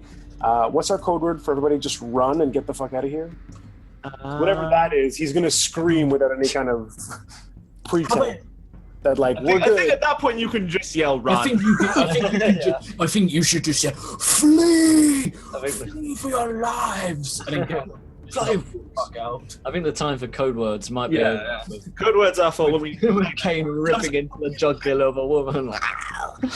So it's just, get the fuck out of here. They won't be following us in any kind of intelligent or systematic way. Let's just get All right then, pretty good. So the soldiers, it is their turn, and I do indeed notice that several of you guys are attempting to break away from what they want you to do. So Kane, you're gonna find a spear jabbing towards you. In fact, several spears jabbing in at you as you throw the lifeless body of this woman down. You take a 9 versus your armor class, which I doubt does anything. As it basically, 9, you say? well, I like to imagine in that one, like he jabs out the spear, but you like toss down the body of the girl, and she's run onto it instead, with like meat shield to protect yourself. Because you're like in slow mode, awesome vampire. Yeah. Basically, I like he goes to jab and I just like kebab her onto it. And I just like sidestep. absolutely. Did you kebab. just kebab as a verb? Is that just like that one? This attack, however, is a natural 20. It's a bit drafty. Nat 20 on this attack, unfortunately. So you're going to take a fair amount of damage with any luck. It's going to be, let's just go. Here we go. With any luck. with any luck from this guy. Thanks, man. Hey, anytime, man. You take a total of 17, the perfect amount of damage, as from behind, as you like stab. This guy stabs a girl, another guy comes with a spear, or like a halberd even, and like so swing it down into your like arm, so that you manage to like block with your arm or something. As he slices through the flesh, which does nothing but anger you, no doubt. Alex, they're not going to attack you immediately because they don't sense that you're running, but you don't have any weapons out. Yeah, and it's like I turned to their lord to like see what was going on, and their lord went crazy. That's not my fault. That's fucking and they've got basically no idea what's going on either. And so Garen, however, you've just broken out of jail. Yeah, well, I exploded an Iron Maiden, and then I ordered someone. They're not too happy with you, Does he unfortunately. try my horn though? So what? I forgot what the roll was on that. On the horn. He failed his saving throw, I believe. Okay, cool. So yeah, It's one of them. Goes with my horn. Yeah. So 17 versus your armor class. That is without my shield. That is a hit. All right then. So yeah, you do take. That's something to bear in mind if you guys don't have your armor and stuff. AC is going to be different. I assume I had my armor just because like taking off my chain would be a pain in the ass. I mean, yeah. So I I mean, was like, my weapons and horn was taken, and then I was just thrown in the thing, as opposed to I was like systematic. I would probably have taken off your armor In which because case, I am so screwed. Help me, Yeah. Jesus. you're in an Iron Maiden. They're not going to help you like protect yourself from being pierced. I would. There's like the radiation bib for when you go into the X-ray. I think with their attack bonus, I don't get hit on a nat 1. But All right. But I do- thank you, Kiva, for following. Welcome to the adventure, my friend. You're a gentleman and a scholar, sir. And a 14 versus your armor class. the first guy. So Yeah. I see them running at me. The first guy gets their first slashes. Please roll his damage. I shall do. You gotta take a d12. 3, you take 6 damage from this guy. As he brings- Okay. So I'm going to use my reaction to hit him with a bunch of lightning. Nice. But I also have a second ability that's going to come in quite useful here. He attacks, you've got reaction, the other guy's going to attack, and then the third guy's going to bring I him do forward. lightning damage, which means I can throw this guy 10 feet. So if this Nice. guy's anything less than 10 feet behind, I'm going to throw him into the second guy. Nice. So he takes 5 damage or half on a successful dex save. Either way, he's still going flying 10 feet. Let's have a dex save. He's not very dexterous. You rolled an 18, which is a save, but he does go flying backwards into the other guy. You kind of force push him. And, But like hits me in my arms, I bring them up, and then like you see the sparks fly off the wound, and I just throw him like a lightning bolt trailing in his wake. Lightning bolt. And the other guy, like, he's commanded to bring you the horn. He just like finds his horn in the chest and like gives it to you on his turn. And finally, Algan, you're going to take some attacks because they're not best pleased with your broom shenanigans. So a 14 and a 14. This is your armor class. Those both hit me without armor. All right then. You're But I gonna am take, donning armor. But yeah, okay. yeah, for this purpose. You take 14 and 11 damage. You take a total of 25 damage as these guys bring down halberds and spears into you. And this, Guys, there's like 100 of them. Let's just get the fuck out of here. yeah, the effect of this damage. The effect of this damage as well is the fact that I don't want to have to roll a million attack rolls. And so, for the sake of this, you are being attacked by 10 to 12 guys at any point. So you are pretty badass trying to fight off these guys, but you're also taking a lot more Tons of damage. damage. Yeah, like realistic damage.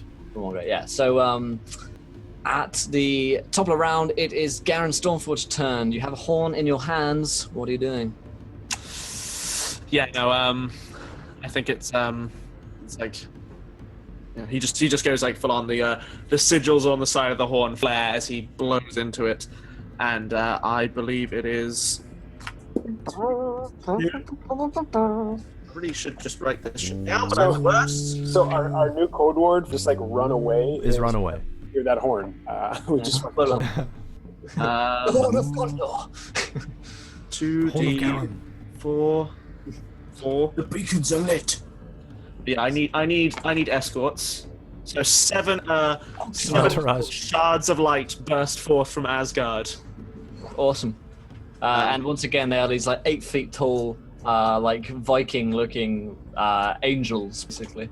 Okay, yeah. They just appear. some epic level Skyrim armor. Yeah. Wielding Yep. like giant ass axes. Diablo 2 Act 5 stuff. belongs to the Nords. What is that? Use my action? Yeah, it's my action shit. Where do I? So like I start. Where are Algin and? Alvin's the other side of them. I seem to remember because he missed his stepped.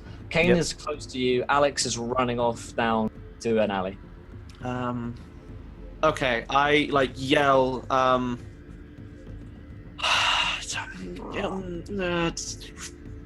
move Sounds back.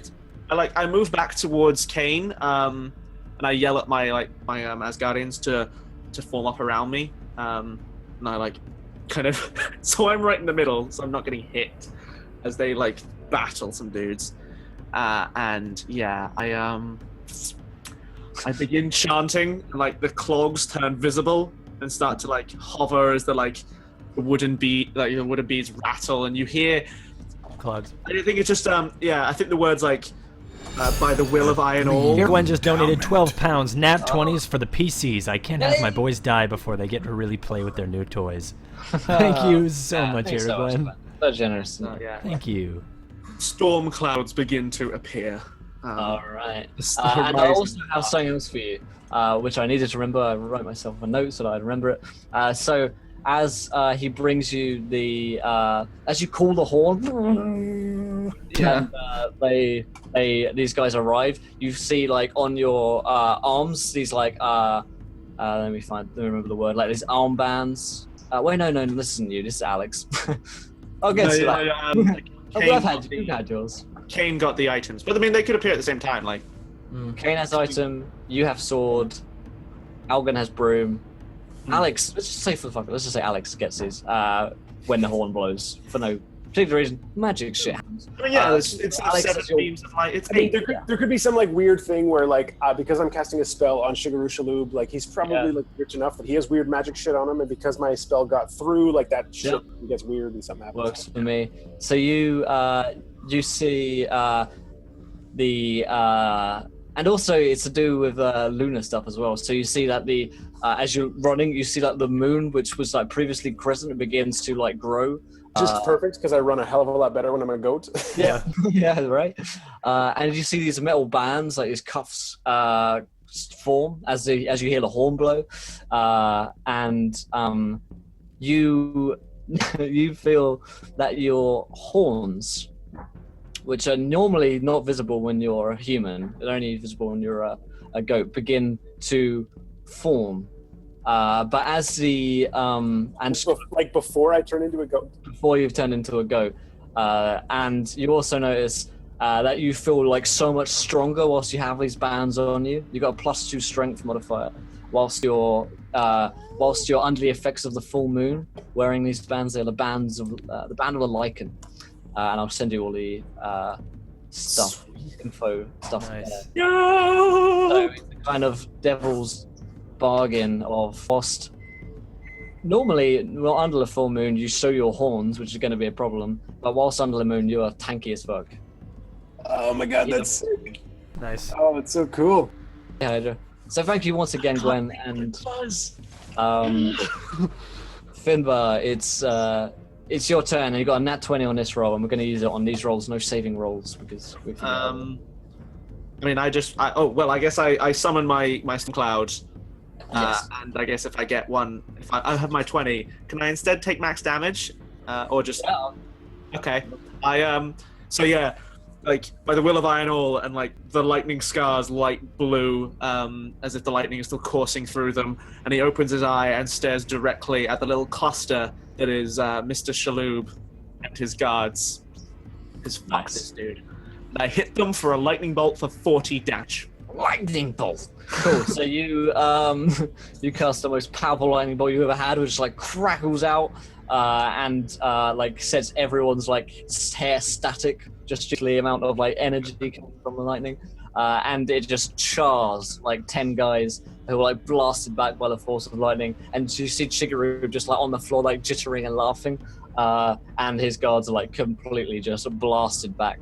I mean, with that lightning damage still blasts everyone 10 feet as well. So everyone just explodes outwards. Yeah, and Tao the Wanderer is correct. They're wearing metal armor, so it's like super conductive to this. And yeah. So I am, yeah. So you just see like Garen like next kind of draws level with Kane, surrounded by like 7 war angels, just like lightning streaming from his eye. Bro, don't worry about Kane. Run. Kane's got this. all right, that is Kane's turn. So the last round, Kane got attacked by someone with a halberd. So essentially, how this is going down is like they like approached him together, and then like one guy tried to spear him, and then the second guy has basically like speared Kane. It looks like it should be a fatal blow. Like to a mortal, it probably would have killed me. And this halberd, and I basically look impaled. And then there's like the crackle of lightning from Finbar's ridiculously powerful sort of thunderbolt rains down. And then I slowly just look up. I have this blood, like red eyes, and I don't drop the bow. I just sling it over my shoulder, and in the same fluid motion draw. He carries a Dao oxtail broadsword, the old school Japanese style or Mongolian style longsword, and smiles. And I'm going to cut the halberd in half, pull the blade or like the tip of the halberd out, slice the guy's throat standing to my left, behead the guy next to me, and then I'm just going to start wading into these guys, absolutely going murderous ham. But like basically I'm going to cut a bloody swath towards sort of the vague direction. All right, give me a roll. So the first one is Stop having 5-minute turns. first one is a nat 20, and the, Hell yeah! Iron boy. So, yeah, you just get like you're basically in 300 slow-mo murder moments. Where you're like ducking under blows before they're even coming at you. You're in like the proper blood red haze of vampirism. Walks a blow so hard he breaks the dude's arm. Yeah. and unfortunately, cut it off. In there. my second hit for them, unfortunately, is at advantage. Hold on, let's say. If they've taken damage, I roll a nat 20 from my second hit. Yeah. Oh my god. 27 for 13 plus 9 damage. Yeah, he's a goner. So you managed to basically cut a hole through like the immediate mass of people. I mean, like from the like lightning bolts just destroyed like 10 guys. You're just like wading through these guys and cutting them down. There's limbs flying everywhere. There's blood. You're covered in blood, probably like bathing in it at this point. Yeah. And we go to Algin's turn. All right, so yeah, you cast lightning, it crackles through the air, and it actually catches onto probably the armor that no, I'm dispelling. Oh man, that would be funny. But catches onto the armor that like I'm You see Algan, he's got a broom in one hand, kind of like a rapier, and he also has a helmet in the other, and he's deflecting blows. He's like lunging. He's trying his best to like actually fend off a lot of these attacks, and he doesn't. At one point, he like grabs this guy's helmet, like he's about to like jab it into the broom handle into his eye socket, and when he's doing that, it seems as if it seems as if the electricity trails through and conducts a chain reaction through a bunch of these soldiers up into the guy that's holding, and actually branches down into like his arm, and Algan screams and then just explodes into glitter.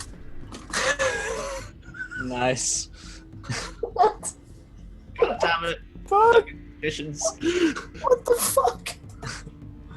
I don't think myself a mage, and that is a magician right there. So we forgot last turn, or this turn rather. But as you know, as the lightning bolt from Garen just like destroys the guys in front of him, it also like manages to catch onto Algan, which just blows him up. And all you guys see is basically glitter and probably somebody's like wild magic herb stuff. Yeah, which the flowers start to bloom again. Blooming, yeah. And Kane, we need to get you a magic item for Gwen. So as this kind of huge magical disruption happens, just roll me a D1. Does it like form from the blood of the bodies he's like carving through? Is this magic item for XP? Because XP was. It's Oh, XP. Yeah. Too many donations. None of it. Too much generosity. This I fully week. endorse the nat one. A lot of the donations usually help us. It's nice once in a while to have a nat one. Show up. Yeah. Especially right when he's describing an awesome massacre. So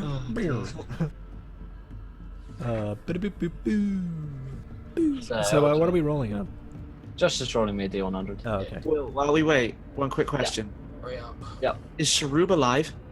Yep. He's on the floor. The guys in front of him are like, and he is. Yeah, he's laughing. He's laughing. He's got Tasha's hidden laughter on him. Which is a super fucked up spell. So Josh, what's your D100? It is loading. Why is it still loading? Someone roll roll Josh a Rusty. D100 because we don't have time. We don't have time for your D100 shenanigans. 37. 37. All right, 37. So 37, you'll say. Let's have a look.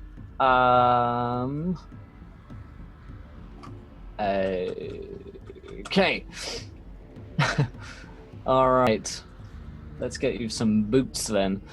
So as you as like this huge magical disruption happens, you realize that you're wearing like that on your feet suddenly seem like much warmer for some reason. They are so much hotter so much better insulated than they normally are, which is like you're wearing slippers, and you realize through some magical portent that you're going to have advantage on survival and stealth checks through any cold terrain, because these boots are basically you're wearing UGG boots, and they're not making any sound. So fluffy, they just don't make any sound when they touch the ground.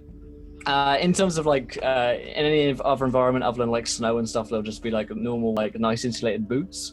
When you're in the cold, it can be useful.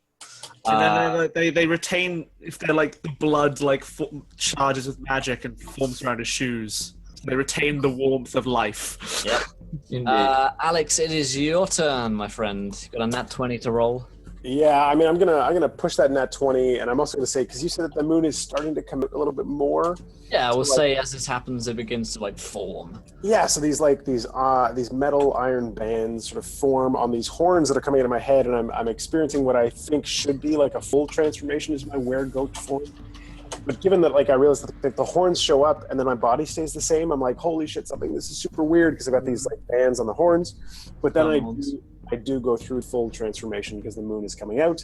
And because these bands also super fucking sweet, they give me an extra size category. They don't just give me strength. I grow a full extra size category. So as I turn into my were-goat form, which I've done twice now. So Alex is like sort of familiar with how like his body works when he's in Films, bipedal.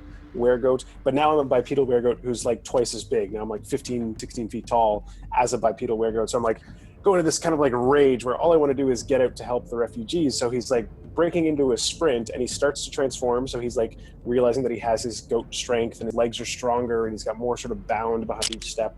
So he's going to rock the nat 20, just trying to make an athletics just to run as fast as he can. And I'm hoping, for cinematic sake, to get a bound like right over the city walls. If there's city walls, just to give like a double-footed boom right as I've like fully grown into like the large size category. I'm bigger, I'm stronger, I've like augmented lycanthrope form, and I want like double stamp like Hulk bound over the walls. Yeah, you go again.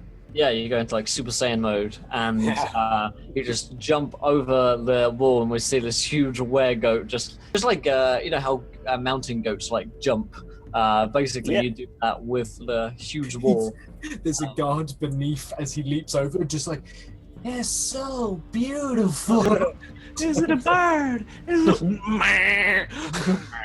And we're gonna say that as you bound over the walls, you're like flying through the air in goat form towards the refugees. You see that these group of orcs and wolves are very, very close, and to the group. But one of them is like an outrider, I guess. He seems to be like the quickest wolf running ahead of the pack, and we get this kind of long panning shot as this wolf and the orc kind of running towards the group of people, and it just like crashes before any of the others, like a good 20 seconds ahead of the others, just like crashes just one guy into them, and like the soldiers who are like ready, like kind of like braced, but like kind of knocked back as a cavalry charge kind of would.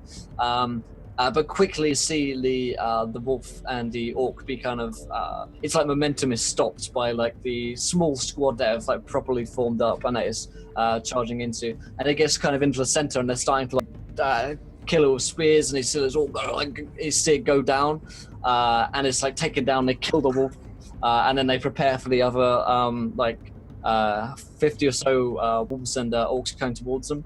And it's at that point as like the body in the center of the mass of the troops just explodes with this black dark energy that you saw previously from the orc with getting a mask ripped off him, and you see like this kind of black energy being drawn from the top out into the sky basically, and it just explodes, killing 50 or so of these guards who are just in the center. These guys are clearly just kamikaze sort of shock troops sent by Moldark, and all of them are just kind of like eviscerated by this dark energy. And it's at this point that we see like the 50 or so other wolves, and they just like spread out in formation, and they're clearly not going for a spearhead attack. They're just going to cause as much death as possible to the refugees. And that is where Can I get one last thing in? So from the center of my spinning, twirling angels of death wielding their great axes, and cutting men down left and right. One of them grabs the chest of me and Algin's belongings, and I'm going to like throw my hand up and yell. I'll pop thaumaturgy to pump my voice, and I go, Shaloub, understand this. My name is Garen Stormforged, and once I am done with the Raven King, I will return for your false god.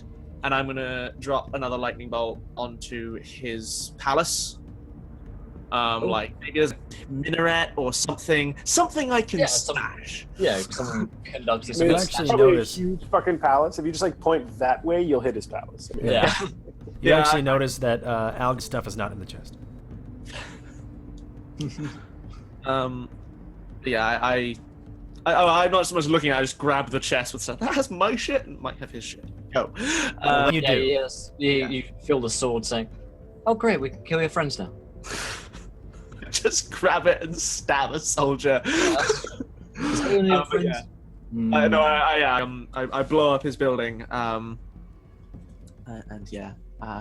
think finish with by the will of I and all, and you're like, and it starts to crumble and fall down as we see the simultaneous of the explosions of the building within dust just begin to crumble, and outside the explosion of like dark energy blowing up a bunch of these soldiers as the wolves and orcs just spread out to get as many people within the kind of radius of their kamikaze explosion bombing stuff as possible. So that is the end of session 4 of the Broken Kingdom campaign.